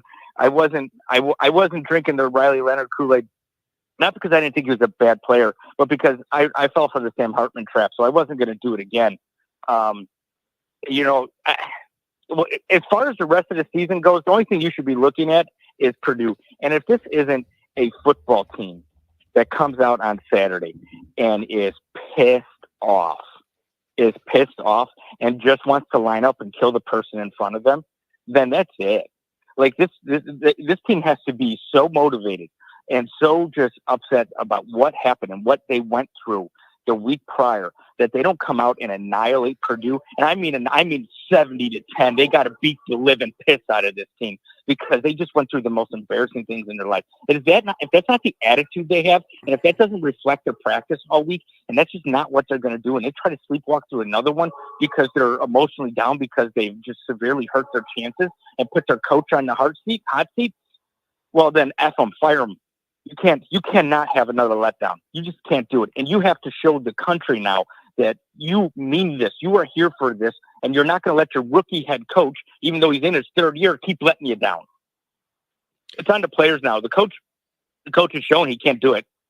He's not ready yet. He's shown he can't motivate him for it. He's supposed to be a motivator. He's not. It's like a Brian Kelly business meeting again, and that shit has failed. It's not going to work here. So how do you balance that out with everything after week one? Like, are you saying that was the players just wanting to win that game? Like, that's where I'm struggling, Pat. How do you balance the reality of the high of week one and all the credit you had to give the head coach for getting that win? And then a week later, like, is this so off the radar on the low end, it washes out all the good that came week one? Is that where you're at? Because this is off the reservation on the low end? You cannot be a football coach at a program like Notre Dame and have your team ready to go to play Texas A&M on the road and then come back the week later and not be ready to go for your home opener. And I don't care who your opponent is in your home opener. You cannot let that happen. We're not talking about Boston College as the last game of the season where you just beat Florida State. We're talking about playing at home your first game of the season. That is the ultimate letdown. You should have been pumped for that football game already. But then I'm hearing he's changing practices to walkthroughs.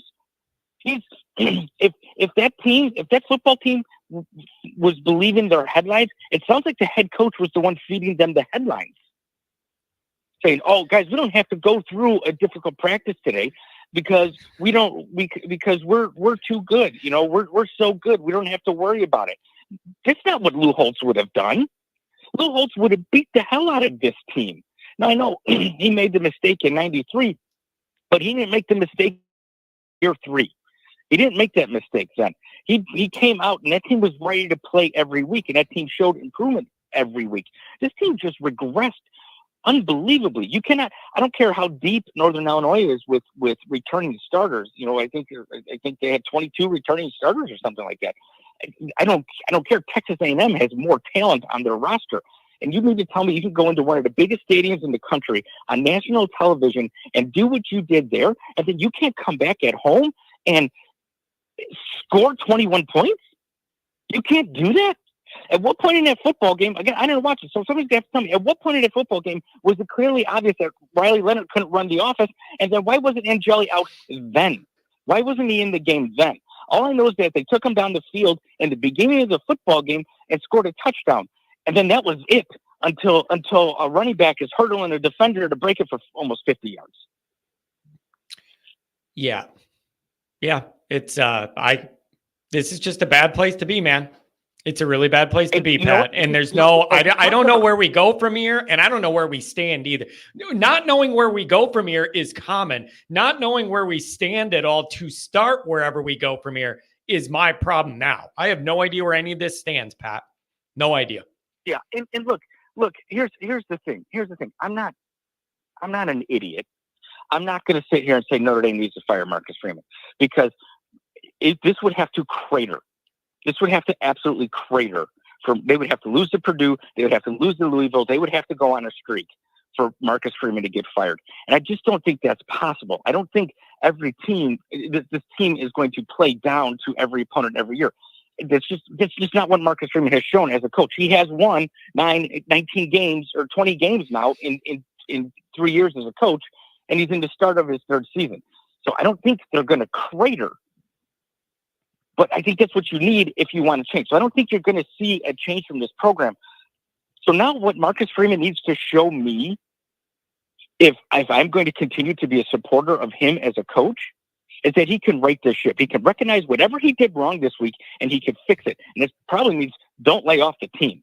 You got to stay on top of them. The problem with that is we've been down this road. Why didn't you learn anything after Marshall? Why didn't you learn anything after Stanford? Like, that's the problem I have with that narrative of like, you got to come back now, is you have already been here and you were supposed to fix this. That's my problem. Yeah.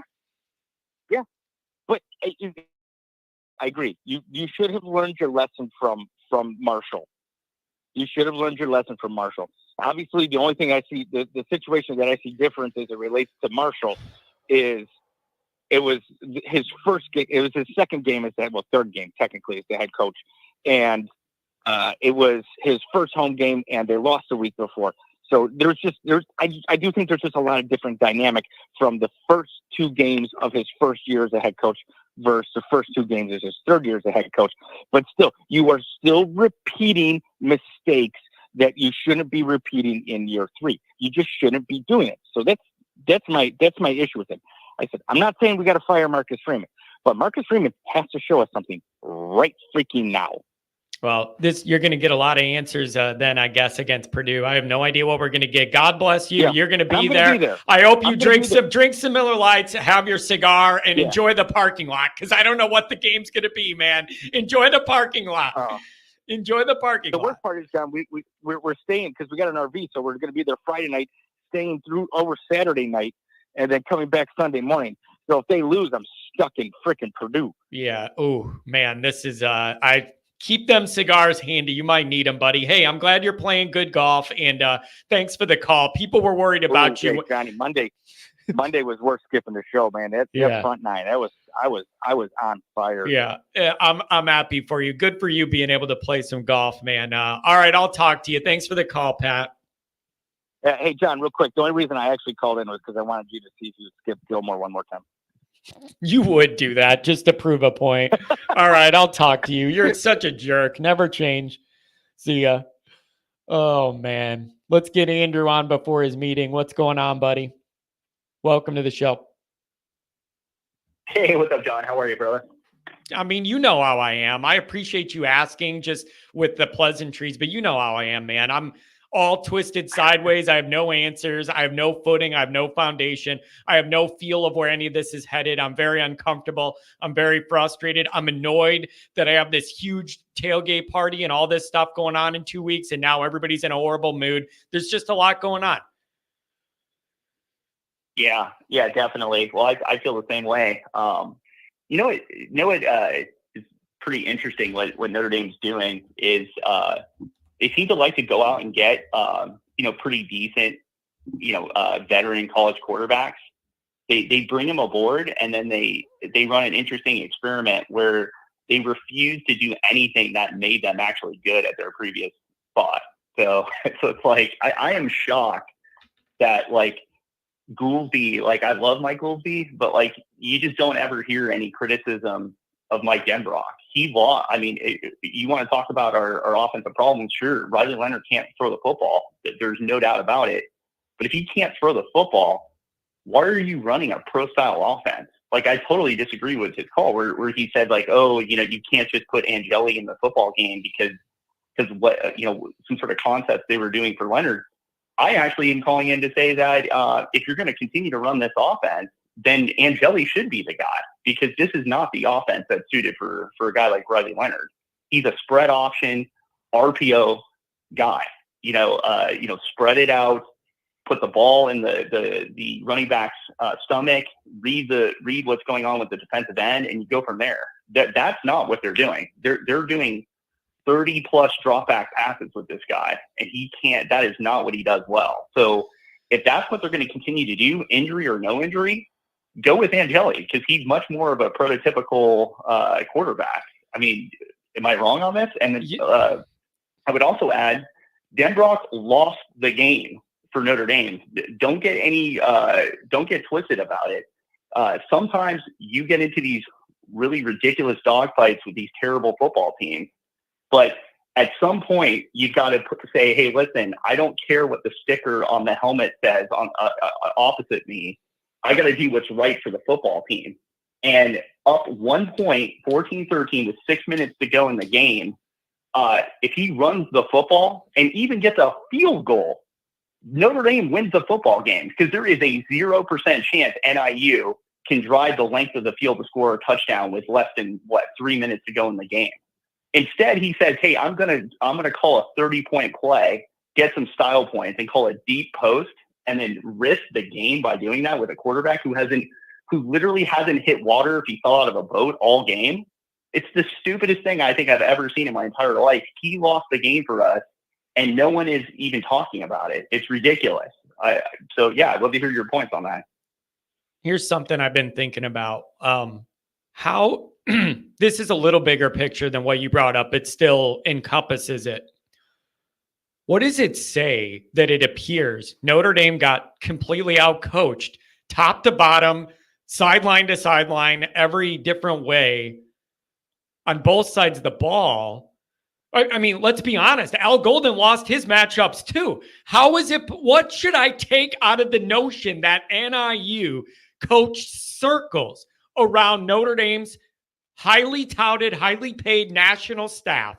NIU on both sides of the ball did a better job and coached circles around it, and then they went and played better on top of it. I'm having trouble making sense of how that's even possible. Well, if you want me to take a shot at Golden, I'm happy to.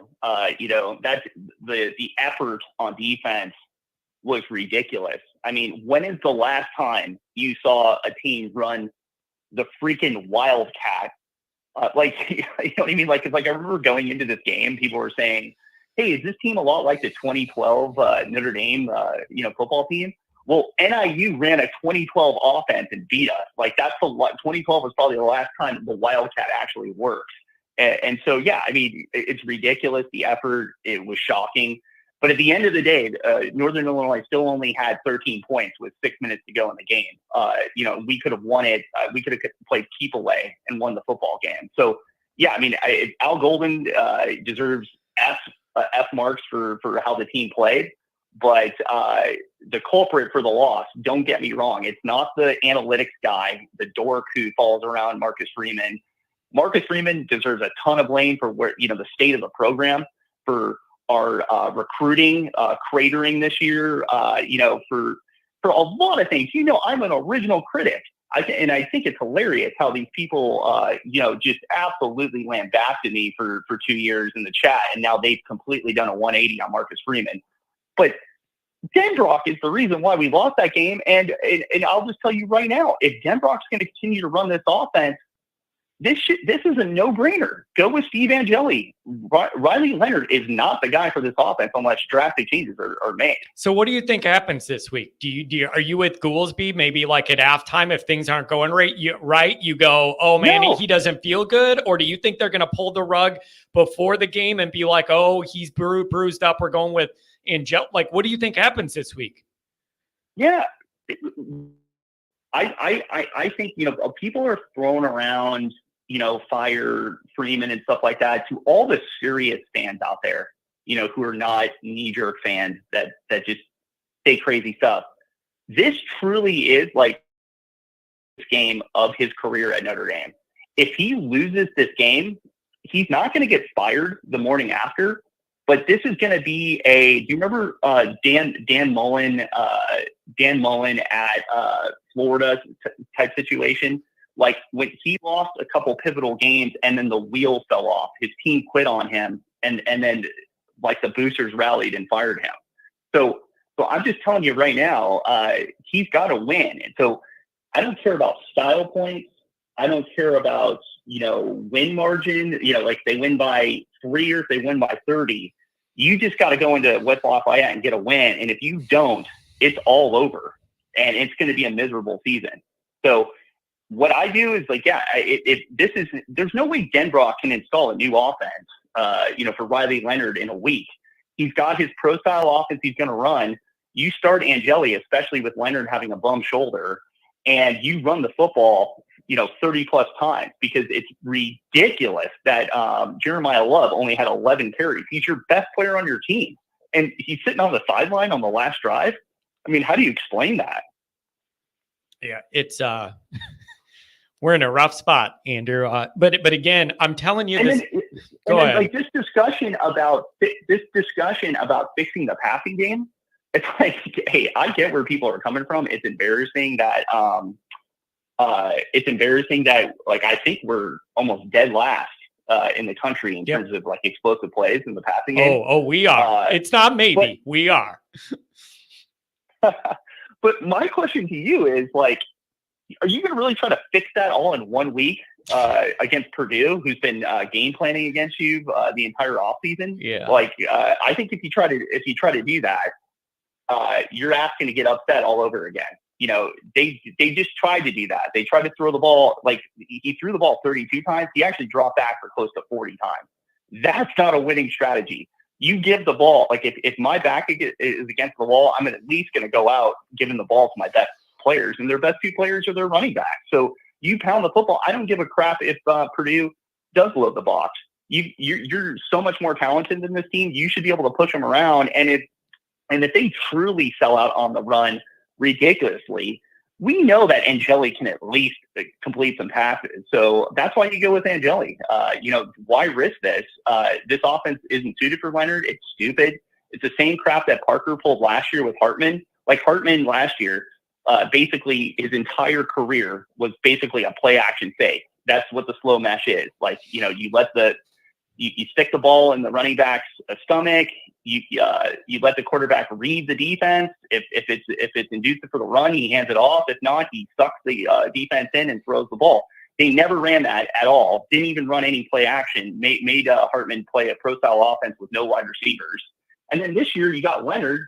My expectation when they brought in Leonard was like, oh, we're going to really change the offense. Like, this is going to be sort of like a Willie Fritz spread option, RPO every single play, a lot of pace. Like where did that go? You know what I mean? Like they said he's going to play faster and stuff like that, try to tire out defenses. It was slow prodding, pro style. It's just ridiculous. So if that's the offense you're going to run, then you got the wrong quarterback. So I go with Steve Angeli. I say you're the guy. Leonard, you're heal your shoulder. You're going to be used as like a wildcat quarterback going forward, and try to and literally, like the caller 2 callers ago, this is a week by week process. Like any talk about being a playoff team at this point is ludicrous. You know what I mean? It really is. It's like you just got to win on Saturday, and then we got to figure out what to do from there. So yeah, thinking ahead is crazy. Yeah, it's a really, really bad place to be. And you're right. Whatever this is going to be or do, whatever you're going to do, you better find a way to get a win and stable the seas this week, or you think we're in trouble now. Andrew, I don't know. A lot of frustration, not a lot of answers. It's pretty rough.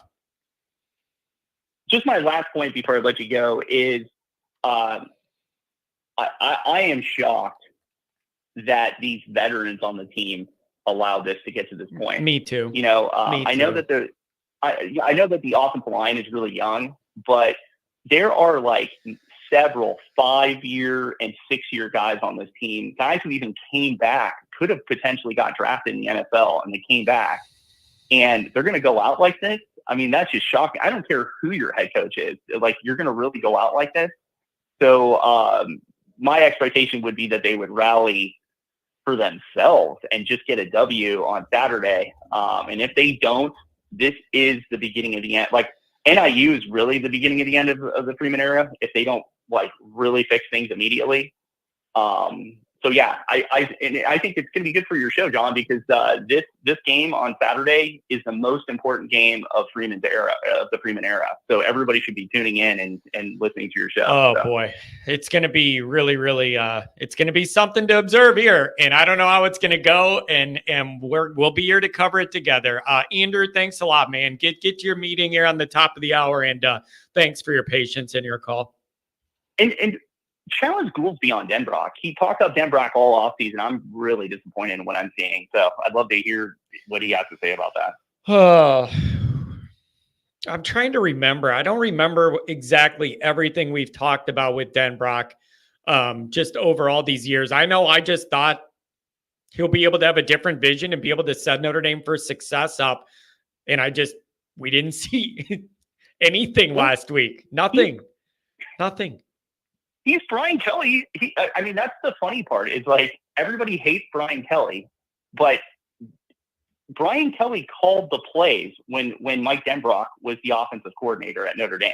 I hope you guys know that. He did not relinquish play calling duties until Chip Long took the job, and then Tommy Rees called plays too. So that's the funny part. He runs Brian Kelly's offense, and everybody anointed him. I almost called him like Saint Mike Denbrock, like he's this genius. He's running Brian Kelly's offense, the guy you guys hate so much.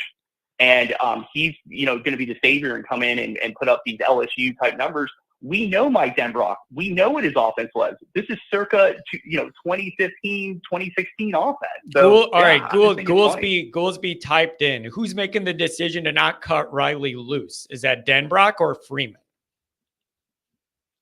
Yeah, it's absolutely the buck stops with Marcus Freeman. And I am Marcus Freeman's biggest critic.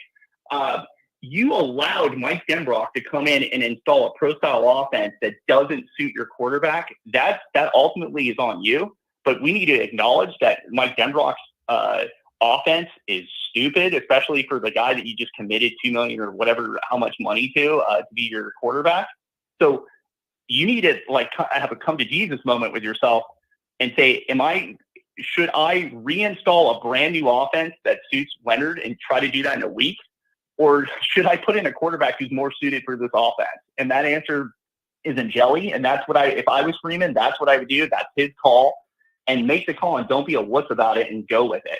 And boosters be damned, because, boosters are going to have to cut you a big check if they want to fire you anyway. So, do what you want at this point. Oh, this is your life. I can't believe this is the discussion we're having after 2 weeks. This is just not the place to be. Andrew, thanks a lot, buddy. Have a good day. Thanks, man. See ya. Oh, boy. Long morning. Okay, we got a couple more chats I got to get caught up with here. And I'll see if I can get in a couple more calls. John, how does Marcus respond to negativity from the fan base? First time he's probably had to deal with it, especially for all he does for the university. If you're Marcus, you act like you don't hear it because you can't admit you do. I don't know, he heard the booing when they were leaving the field on halftime and after the game. He heard the booing or whatever. You got to act. You got to keep pushing forward and not react to it and let it get in your mind, I guess. But, man, it hurt me to see everybody booing us at home. But the play warranted it.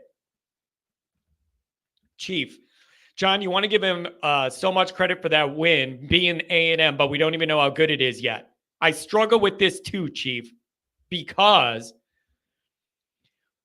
if A&M ends up losing 4 or 5 games or something down the road this year, you're going to look back at that A&M win and say it isn't that as valuable as we thought. But in the moment leading into A&M, when you didn't have that evidence of how good A&M is or not, and all you knew is Elko and the environment and the 12th man and the weather and everything and the athletes they have in the SEC and all this stuff. That's where I struggle with this. You may find out A&M's not any good at all and it takes shine off that win. But in that moment heading into week 1, the moment was huge. And that doesn't change because we felt it. It was real. What that moment meant in that moment was real. Now, if they lose 4 or 5 more games, that doesn't mean that where we were at heading into that game wasn't real. I see that both ways. Because you weren't facing them with 4 losses.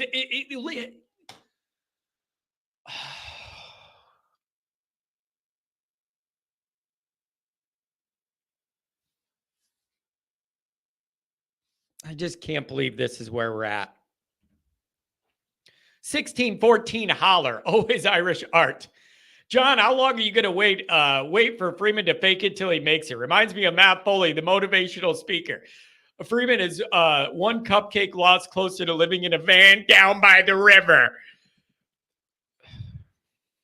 Again, I struggle. No one was saying the guy was faking it when he was beating A&M. And here we are a week later and he's a phony. Like, what are the realities? Nobody. I would respect all these positions a lot more if we beat A&M and people were saying, I'm not impressed. You don't give Freeman credit. Not a big, well, like you had to credit him on the high end. What are the realities of this? $10 from Ryan. Marcus needs to get out of the way, let his coordinators do the job. I think it's way more on Marcus than a quarterback problem. And I do, interesting way to spell Marcus, by the way. $5 from Andrew. You need to instill some fear in your players to be a great coach. Holt, Saban, Myers, smart players don't fear Freeman, and it shows in their performance. I think there is something to that respect, but fear dynamic there. Like there's something there that I do understand and appreciate about good coaches. A respect, but a little bit of fear and intimidation too, in a way. $2 from the Chief. 3 OCs, 4 QBs. It's on Freeman. It's his offense. $2 for Frabble Evans. Boy, do we have a lot to talk about. Down, Pat. $5 holler. If you're going to troll, at least super chat the show. I appreciate that. Oh, thank you. I do. I really appreciate it. See if we could get to a couple more calls. Donators first, and then 480 coming up. What's going on, A15?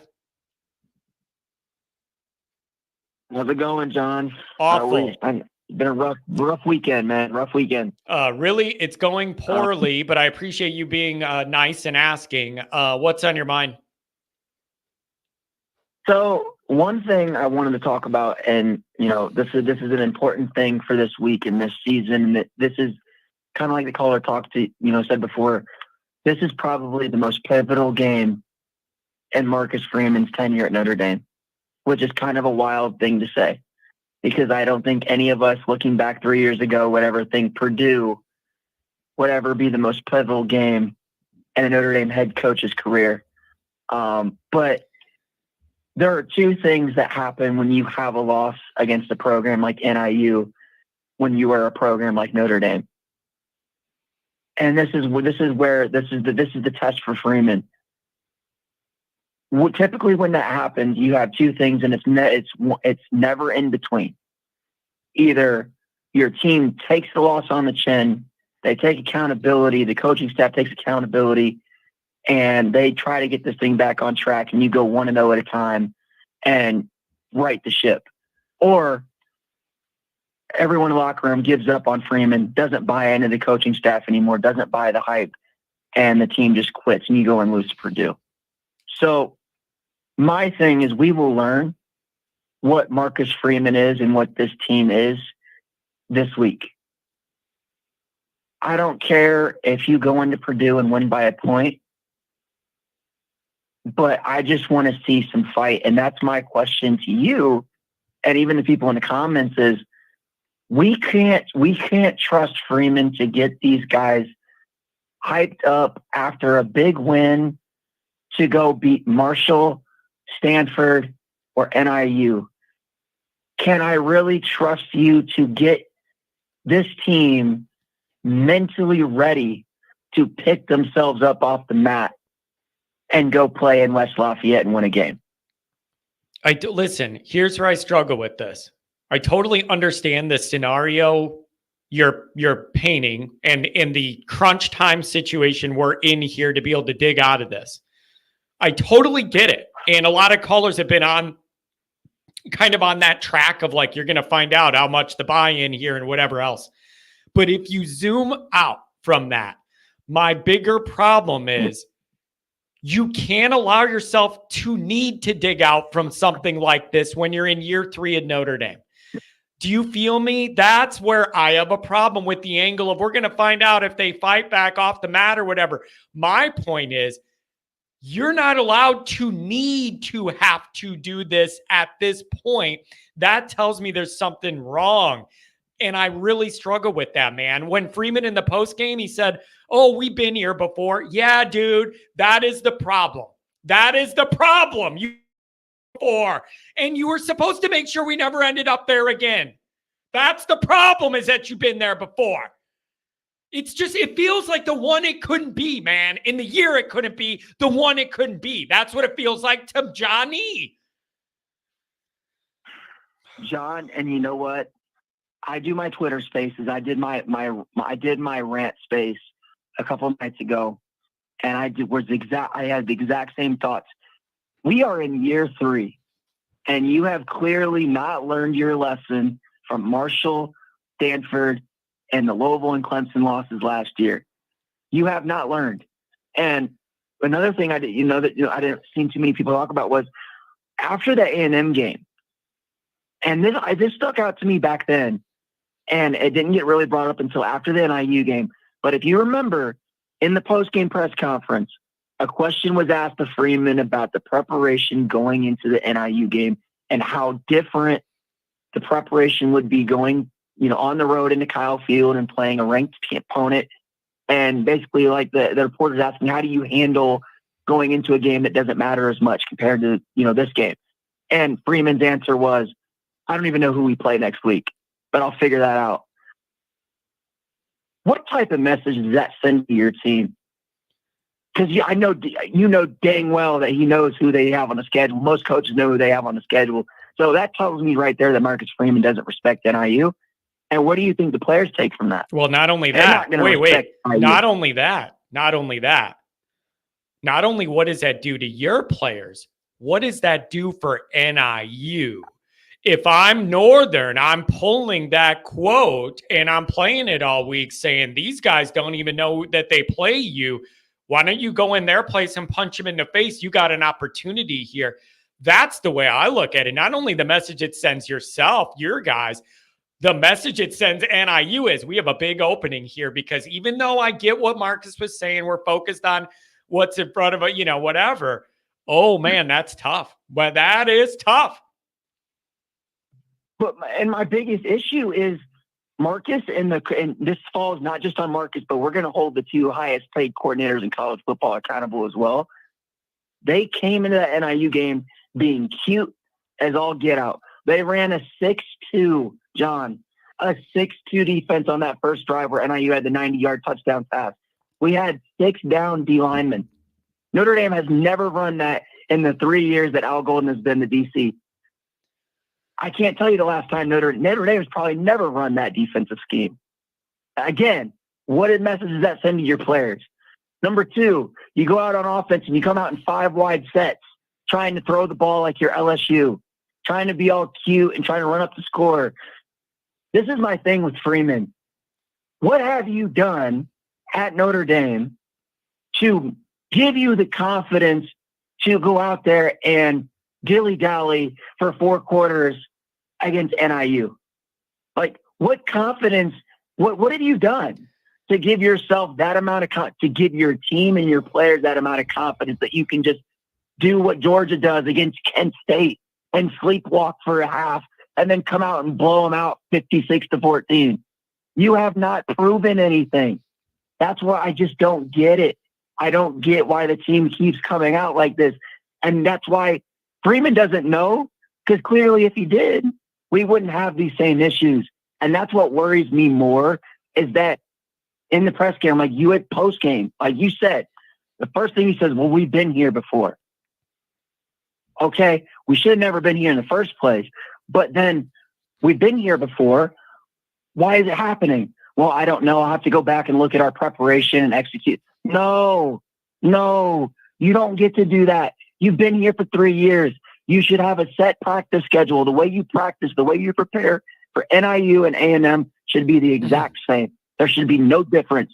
There should be no reason why you go out in the first year against NIU and run a 6-2 defense. That is disrespectful to not only your players, but it is disrespectful to the opponent that you are facing. Goolsby brought it up on Patreon. He was saying, if the rumors are true, they took it easy Thursday and Friday with light walkthroughs. Goolsby's going, is this week 10? You're after week 1 and we're already taking days off to go light. Like, you played 1 game and we're already needing to do that. Like, what is going on here? I don't know, man. really struggling. I just feel like I'm floating through the Notre Dame ether, and I have nothing tethering me to anything foundationally that I can trust or rely on. It's very, very awkward. I just feel very uncomfortable. Very uncomfortable. Yeah, and one more thing I wanted to bring up. Riley Leonard, I don't care if you're paying him $2 million. I don't care if you're paying him $10 million. I don't care if you're paying him $2 billion. He should not be starting at Purdue, regardless of the amount of money that you've invested. You paying him $2 million, he can go sit on the bench, be the best cheerleader in the nation, for all I care. There should be no reason from what we saw against A&M and NIU that he should be the starter. And this is my issue with Freeman, is that I don't think Freeman has the gall to bench Riley at any point this season unless it's due to injury. Because we saw it with Sam Hartman. Sam Hartman should have been benched after the Louisville game with the 3 interceptions. I've seen people say Stephen Jelly. I don't care if it's in Jelly, Minchie, or Carr. If they are not playing or starting at some point within the next 3 to 4 weeks, we're going to be in for a rough season, in my opinion, because Riley Leonard is just not. He is not it for this offense and this team, especially with the way that Mike Denbrock wants to run things and how Freeman has been. They've called offense so far. I don't know how you feel about this Purdue game, John, but I'm not feeling too confident about it. Well, how could anybody? What do you mean? How could anyone have any confidence in what Notre Dame's going to do at all right now? Like, I have no confidence in any of it. Hey, thanks for the call today, man. I don't know what I have no idea how this is going to go. It's just you cross your fingers, hope we play football. Anything on the way out, man? Thanks. Yeah, we'll see. I mean, and Purdue, they're coming off a bye week, so they've had 2 weeks to prepare. I'm just my only thing, and the only thing I'm interested to see in this game is how does the team look? Like, has Marcus? Because I want to know, has Marcus Freeman lost the locker room? That's the biggest question. It's going to be that I want to see, and I will find out. Gosh, man, this is so dark. And then if you end up in that position, what does that do to whatever the recruiting that's already trending kind of away from you? You're like, this could really, really snowball away from us. So let's hope that doesn't happen. Right the ship, get a win. Thanks for the call, man. Give me a call another time. Yeah, we'll do, man. You take care, John. Have a great rest of your day. Have a good one. I believe that gentleman actually went to the A&M game. So good for him. At least he had 1 week of like not being miserable. Good job. He at least got that in.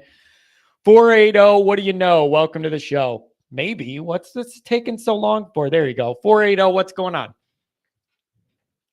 Hey, what's going on, John? Nothing good. Yeah, man. I called in Monday, but I had to hang up because I was so furious. I didn't want to. I had so many negative things I was going to just come out and say on your show, and I probably would have said something I would have regretted saying. So I had to hang up and just process my thoughts. Let me tell you, that's very impressive. That's very impressive self-awareness and self-control. Good job by you. Very mature. And I'm not being sarcastic. Yeah, I literally mean that. I appreciate that, man. A lot of people that know me personally know I'm a huge Notre Dame fan, and I've had so many friends and family check on me, literally like asking, "Am I okay?" Like, because they know how much I love this team and this university, and how much this program means to me. And so it hurts, man. Like I mean, I got emotional, man. I watched the game Saturday, and I ain't gonna lie, man. I shed some tears, man, because it's like, when are we going to be able to be the program that people can respect again as a football dominant program? I'm tired of these almost wins to nothing. Like, we get all the way close to the top and then we just roll right back down the hill. I'm tired of that, man. Like, I've been watching this team, this program since 1997. And all I can think about is pain. Even in the times when I thought that this team might be able to do something, we roll right back down the freaking hill, man. And it's hurtful, man. It's hurtful. You know, to watch this team go down to, they listed as one of the toughest places to play, and play the way we played. And everybody's riding high, and we really felt like this was going to be a unique season. And then we come back home and we lay an egg, man, on a team that, even though they returned, they had 39 seniors, which is the most in college football, FBS football, was not as talented as the team you just went down and beat by 10 points. And yet we overlooked them because we have a coach that did not prepare his players to play. You went late, moseying around Wednesday and Thursday and Friday, going through walkthroughs when you claimed that you had 2 tough practices because you told the media that you wanted to reinstate the idea that you can't let up, you can't do this. Okay, so then why did you let up then? Thursday and Friday. Every freaking day should have been a hard practice to reinstill the idea that you can't let up. Now we are the butt of the joke on every podcast. Even we made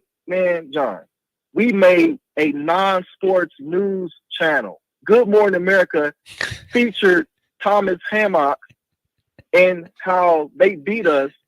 And we are the laughing stock and butt of a joke. Even people that don't even watch football say, "Oh, Notre Dame, what? Let me ask you something. Where do you think I live? Northern Illinois.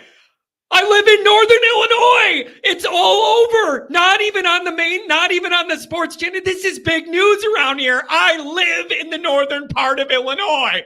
It is, you can't avoid it. It is reaching non-sports news. That's how bad it is. It is that bad. And you know what pisses me off, John? What pisses me off, man, is these like Howard Krause said something in the post game that pissed me off as a fan. You're upset at the fans booing you, and then want to turn around and say you're going to use that as fuel to go out and play. Why the hell do you need us to boo you to play hard? I saw that too. He said something like when we win or everybody's with us and now everybody's against us or whatever. But like, nobody's against you. We're hurt because we were with you and we're miserable. That's my problem with the quote is nobody's against you. We're with you and sad and miserable. That's different than being against you. Like everybody's upset. People told me when they were leaving the game, they saw people crying. They saw Notre Dame people hunched over crying. I don't know how real that is or not. I was not at the game.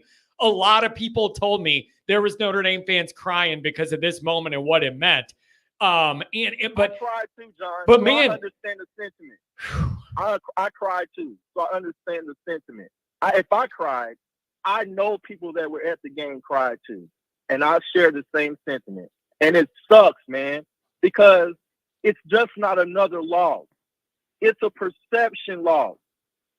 Dude, it looks like we have no stability in this university, in this program. Yep. That's how bad it looked. It looked like we have no stability, man. No legs to stand up. That's my problem. That is my biggest problem with everything of the dynamic right now. That is it. That's number one. That is my number one problem. There is no stability, nothing you trust, nothing you can lean on, no pillars in the ground. You're operating on nothing, and it's so uncomfortable. In year 1, it's expected. In year 3, it's uncomfortable. It's uncomfortable, man, because you should have learned this after Marshall, after Stanford, after the 10-man debacle, after coming out lackadaisical against Louisville and Clemson.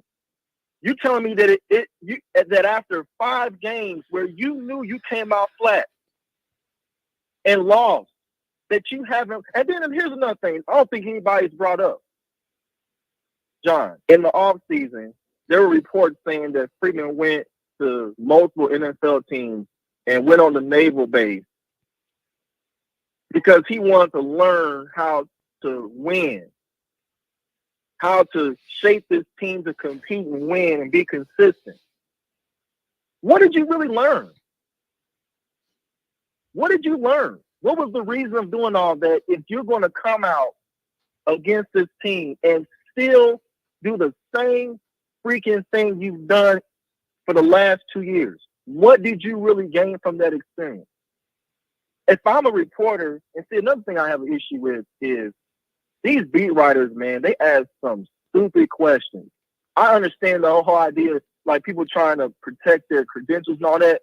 But, man, we're at a point where you can't be worried about that. You got to put the heat on these guys and say, look, you guys are getting paid millions of dollars, man, to represent this university and put a product on the field that's going to make the fans, the university, the administration, the boosters, everybody that's involved proud to be. I can't even wear my Notre Dame. I don't even feel good wearing my Notre Dame hat and sweater and shirt. I feel ashamed. I'm embarrassed, man.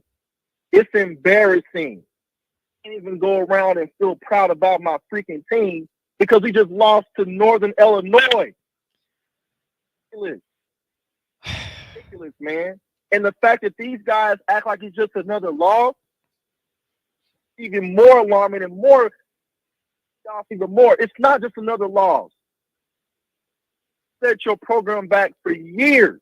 So what do you do now, man? What do you do now? What is the path forward? What do you do? What is the way out of this nightmare? What do you do? Where do we go from here? And how do we get there?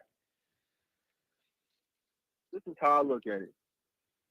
First of all, and Andrew, you know, I give Andrew a lot of flack about a lot of things, but he made a good point, man. Mike Denbrock, that offense falls on him, man. It falls on him because the bottom line is you have a quarterback that does not fit to your offense. And I'm going to say something else. Did you not hear what Dan Hicks said in the broadcast? He said they talked to Mike Denbrock and asked him about Riley Leonard, and he said he is who he is. He is a runner. He's a running quarterback, and we have to elevate him in the pass game. He told us. They exposed what Mike Denbrock's thoughts are about Riley Leonard. He is not a quarterback. He is an athlete runner who can just maybe throw 10 to 15 yards down the field. He's not a quarterback that can run his offense. That in itself is alarming. So the way I'm looking at it is, if you're going to run a pro-style offense, put a quarterback in that fits your offense. And I don't give a snot about the fact that they pay $1 point whatever million to get this guy. If he's not cutting a job, at this point, man, you're fighting for your job. If I'm Pete Vavagua, after that game, I would have pulled Freeman and every freaking coordinator in my office and said, from here on out, as of right now, you are coaching for your job. I am going to be on you like a hawk on prey. And the moment that you drop a game, you're all done. Point, man, we gotta look at it for what it is. Accountability is what it is. And what we saw was absolutely just, it was ridiculous, man. It was disgusting. Okay, so Freeman, you need to put a fire into this team. If you don't show up like Pat said, if they don't come out on Saturday and play pissed off, I'm talking about it needs to be 60 to 10 or something. It needs to be a blow. It needs to be a, wow, okay, Notre Dame is pissed off. Like, that needs to be the narrative next week after Purdue. Notre Dame came out pissed off. I better see that in the headline. Otherwise, John, man, we're going to have a fundamental problem with how this program is going to grow. And Freeman it's just a downward spiral until Pete Vavagua pulls the plug. Oh, that's man. how I'm going to see. This is rough. And that's how I see it, man. If we don't come out against Purdue and lay and really lay the wood to them, and people say, man, they played pissed off, it's not a matter of an if, it's a matter of a when. When Pete Vavagua, because like we have said, and I told you this once before in a show some months back, I said Pete Vavagua doesn't have the same loyalty to Freeman that Jack did because he didn't hire him. Yeah. So he doesn't have any loyalty to the fan base and to the administration, to the boosters to say, well, I got to keep him and basically down his hill because I hired the guy. He can literally say, hey, man, you get 1 year to prove to me that you can do the job. Otherwise, you're done. Because the bottom line is, this is his reputation now on the line. Jack is not in the office anymore. This is Pete. So the fact that we lost Northern Illinois, guess who it falls on when people look at the administration? They're looking at Pete Lavacqua. Think about this, man. You got to walk into your home opener, AD, and watch teams have one of the worst losses, in my opinion, in the history of this program. You got to start your tenure as the athletic director. It's like crap, man. I'd be furious. Yeah. And I would, like I said, man, I would put him in office and say, you guys are coaching for your job. And if any loss is happening from here on out, you're done. Plain and simple, man. Because, yeah, at this point, there is no margin of error. It's zero. You have to win every game. And not only do you have to win every game, you're going to have to make the playoffs, and you're going to have to do something in the playoffs. For me, as a fan, and for, I'm sure, millions of other fans, and for, I'm sure, even the boosters and administrators, because you can't go back, John, to the boosters and say, hey, you know that money you gave us for NIL and stuff, we need that again next offseason. No.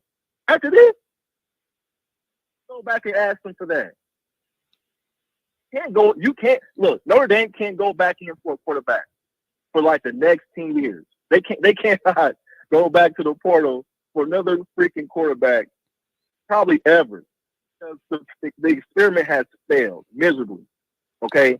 So you need to do what Nebraska's doing, what other programs are doing, and I think the fans would take it a little bit better if you were to start with a homegrown quarterback that you're getting some lumps, but the upside of it is long term, it's going to build more stability for the program because the quarterback is going to get its lumps, but eventually in that second, third year is when you're going to see the maturation of what happens when you stay consistent with the same quarterback. This flip-flop every other year, we getting somebody different. That process over time doesn't work. And we're seeing it right now in full play. It doesn't work. So, John, my whole thing is, man, is they got to figure out what kind of team that you want to be. You came out talking about in the second half, this second half is going to show us what kind of team we are. Well, obviously, you showed us that you're a team that doesn't know how to prepare for them, man. I'm going to tell you, that Thomas Herman, I have respect for him. Do you not know he ran damn near 40 yards down the field and got in his player's face because he almost cost him a penalty? Did you see that on TV? Yep. He got in his players like, hey, man, you don't screw this. Like, where's that fire for us, man? I heard there was no enthusiasm on the sideline. Nobody, where's the leaders at? All these captain crap and everything, man. If I'm the coach, everybody that was labeled a captain, get your captain tag taken off your jersey. Ain't nobody captain. You're gonna have to earn it. You're gonna have to earn being a captain. You mean like none of those guys have been captains. You mean like in my introduction when I said you ain't a captain and nothing but a sinking ship? That's exactly what it is. That's exactly what it looks like right now. A sinking damn ship. Because the fact of the matter is, none of those guys stepped up. And I'm a former athlete, college and high school. I played football, basketball, track, all that. I was a captain. I was a leader and all that. I know what that means. That means, see, as a player, you can't just talk it. You're going to have to back it on the field, on the court, on the track. You can't be trying to come to your teammates trying to hold them accountable, but then they're looking at you saying, but what are you doing? I'm playing better than you. And you're supposed to be a captain? Yeah. That can cause a rift in the locker room on the team. Because I'm sure there are guys on the team that want to be captains that's looking at these captains saying, man, I'm giving better effort and results than you are. You're supposed to be the captain. So where are the leaders at, man? Where are the dogs in the room, like people have said? at some point the players need to take accountability and say, we cannot allow this to happen. We cannot allow this program to go down like this. Somebody needs to step up. And as of right now, the only player I'm seeing that's really being consistent with that is Jeremiah Love, man. He's the only one I'm seeing on that field saying, man, I'm playing free. I'm not playing scared. I'm playing to win. I'm coming out there every day giving my 110%. And the fact that we didn't have that man giving that man the ball on a 2nd and 1, pass on a 2nd and 1, doing, man.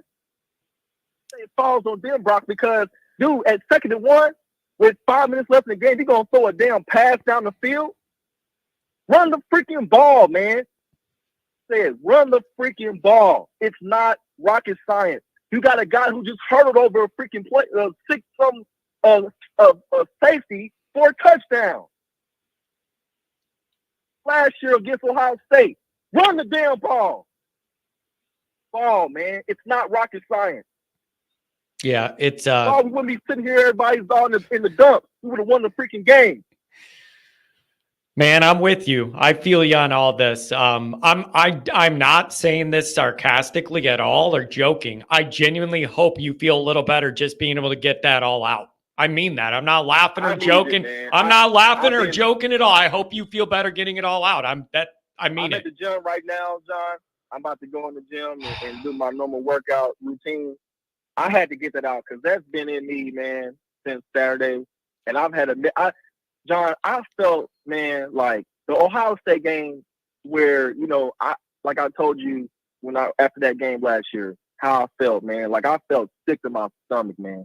I have felt sick to my stomach over the last few days. Like I can't watch any sports news or nothing. Like I'll listen to you, man. I listen to but it ruins it all. You don't want to watch good football being played. You don't want to see any football. Yeah, I'm with you. No, man. I can't do it. Like I'm gonna be honest with you, man. Like I'm still contemplating. I'm planning on trying to come next week, man, to the game and everything. But I after that, man, I had pretty much said I was just done, man. I couldn't watch anymore, and I was like, I'll check the score afterwards and everything. But I can't watch because I can't stomach if this is how we're going to prepare and how we're going to perform, and this is what they believe. See, here's the thing. This is what they think about us fans, that they would put a product like that on the field, on the offense. That is why people boo. Yeah, they boo because, man, it's a culmination of years, man, of being told one thing and then something else is being revealed on the field. It's like we were all lied to. We were all deceived. Everybody, all these beat writers stuff talking about, oh, man, they're throwing the ball around the field, man. They do all these crazy catches. Chris Mitchell is catching over, Ben Morrison and all kinds of stuff. So as a fan, we're all getting all hyped up thinking, oh, man, this is about to be different. We're going to have electric offense and another. And then this is how we're last in almost every category on offense. Yeah, man, it's disappointing, man. People pay a lot of money to come out, man, and watch these guys and support these players and coaches. And this is how much they thought about us as a fan base, that they would put that kind of lackadaisical performance on the field on your first home game. That is what pissed me off. It's like, where's the pride, man? I just want to, like Lou Holtz said, after they played Texas A&M in 1987, and they said that Lou Holtz saw Chris George in the corner crying. And he made a vow that he was going to put players on the field that loved that university, that when they put that jersey on, they were going to give 110,000% every freaking down because it's Notre Dame. Where's that Marcus Freeman? Where is that pride, man, that you're going to say, you know what? I'm going to put players on the field that love this university. And if you don't love it, then take the jersey off. Give me your we'll pull your scholarship, and you can go find somewhere else to play. We'll put you in we'll gladly walk you to the transfer portal. But I want players that want to play for Notre Dame, that take pride in this university, take pride in putting that jersey on, man. The people before you, man, that fought, man, and bled and everything on that field, man, because of the pride. We didn't see that Saturday, John. And that's disappointing as a fan, man. And I'm like I said, I've been watching since I said I can only imagine a fan that remember when it was good, and to think, I'm sure for some people, They would have never thought that 1988 would be the last time they would see this team, this university win a championship, man. My dad talks about that every day. My dad talks about it every day. He said, I can't believe that I never would have thought 88 was the last one we were going to see and whatever, man. Hey, I got to get running here. I got to wrap up the show. Anything on the way out, man, you let it rip. Anything, one more shot on the way out?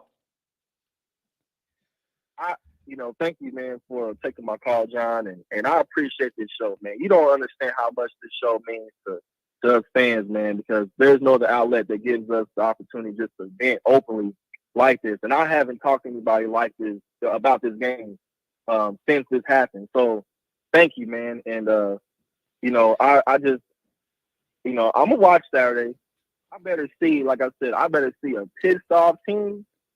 And if I don't see no 50-10, 56-17 win, just like I said, it ain't a matter of an if, it's a matter of a win. When Pete Vodka pulls the plug, because it will be the beginning of the end. That's my 2 cents on that. Man, that's rough. Hey, good for you. You got people that want you to be the head coach after that speech. So you got that going for you, man. Hey, thanks a lot, and thanks for the kind words. I do appreciate it. Thank you, brother. Have a good one. Oh, man. That was heavy. That was heavy. All right, you guys, I got some work I need to do. I'm going to have to end the show now, 2.5 hours. There's a bunch of other callers. And I got to tell you guys, I just feel bad, man. We're going to have to start doing like after the games where I got to have everybody go real quick. And it's a good problem to have. We have more people ever that want to call. And I don't know if it's just because of what's happening or the show's growing or both. I'm going to have to speed it up because I can't get in the number of people that are on hold every day anymore. So we're going to have to speed it up. That was unique. That had a unique feel. And I felt an obligation to let that guy run and let it go. Also, I do appreciate the people that acknowledge that I'm struggling with all this, and then I take on everybody else's pain when they call in. Mark, thanks for recognizing that. A couple of these losses, Ohio State and then this one, I mean, I've been in a bad spot, just processing my own crap and then taking on everybody else's angles and whatever. But you know what, man? I feel like that's my role here. I'm not complaining about it. I feel like this is what I chose and this is my role to provide that sounding pad for you guys. And when it's good, we all party and have a good time. And when it's bad, it's bad. But I feel an obligation. I feel an obligation to do this. And I feel more of an obligation to when it's bad than when it's good, because you guys deserve an outlet. You guys love Notre Dame so much. You need an outlet. And if I could give you some of that here and be able to help you get it out, that makes me happy, I guess, in a painful way. But God bless you guys. And again, remember the anniversary today and everything. There are bigger picture things here. Yeah, the gold chalice, the chalice of malice is away. The chain is away. When you're bad at football, you don't get any of those extras. You don't get any of the fun stuff. You don't get any of the flex. You don't get any of the showboating. You don't get anything fun. I need to be honest to where the program is. And when you do what you did, all the fun stuff goes away. There is no gold chalice of malice. There is no pimp chain. There is none of that stuff. We're not in a position to have that kind of fun and be loose like that. And I'm not doing those things again. They're both sitting off camera. We're not doing any of that again until Notre Dame earns it. And it could be a long time. So I don't know what to tell you. But I love this community. I love you guys all being here. I love being able to give you guys an outlet. Thank you for the donations. And again, I do feel bad with those callers. We're going to have to go quicker. This show, I don't know if it's just because of the first 2 weeks are so polarizing. There's more callers than ever, and I got to do a better job getting through them. That's something I got to work on. Thank you guys for being here. And I might have something really good coming up for you guys soon, so stay tuned. Talk to you guys.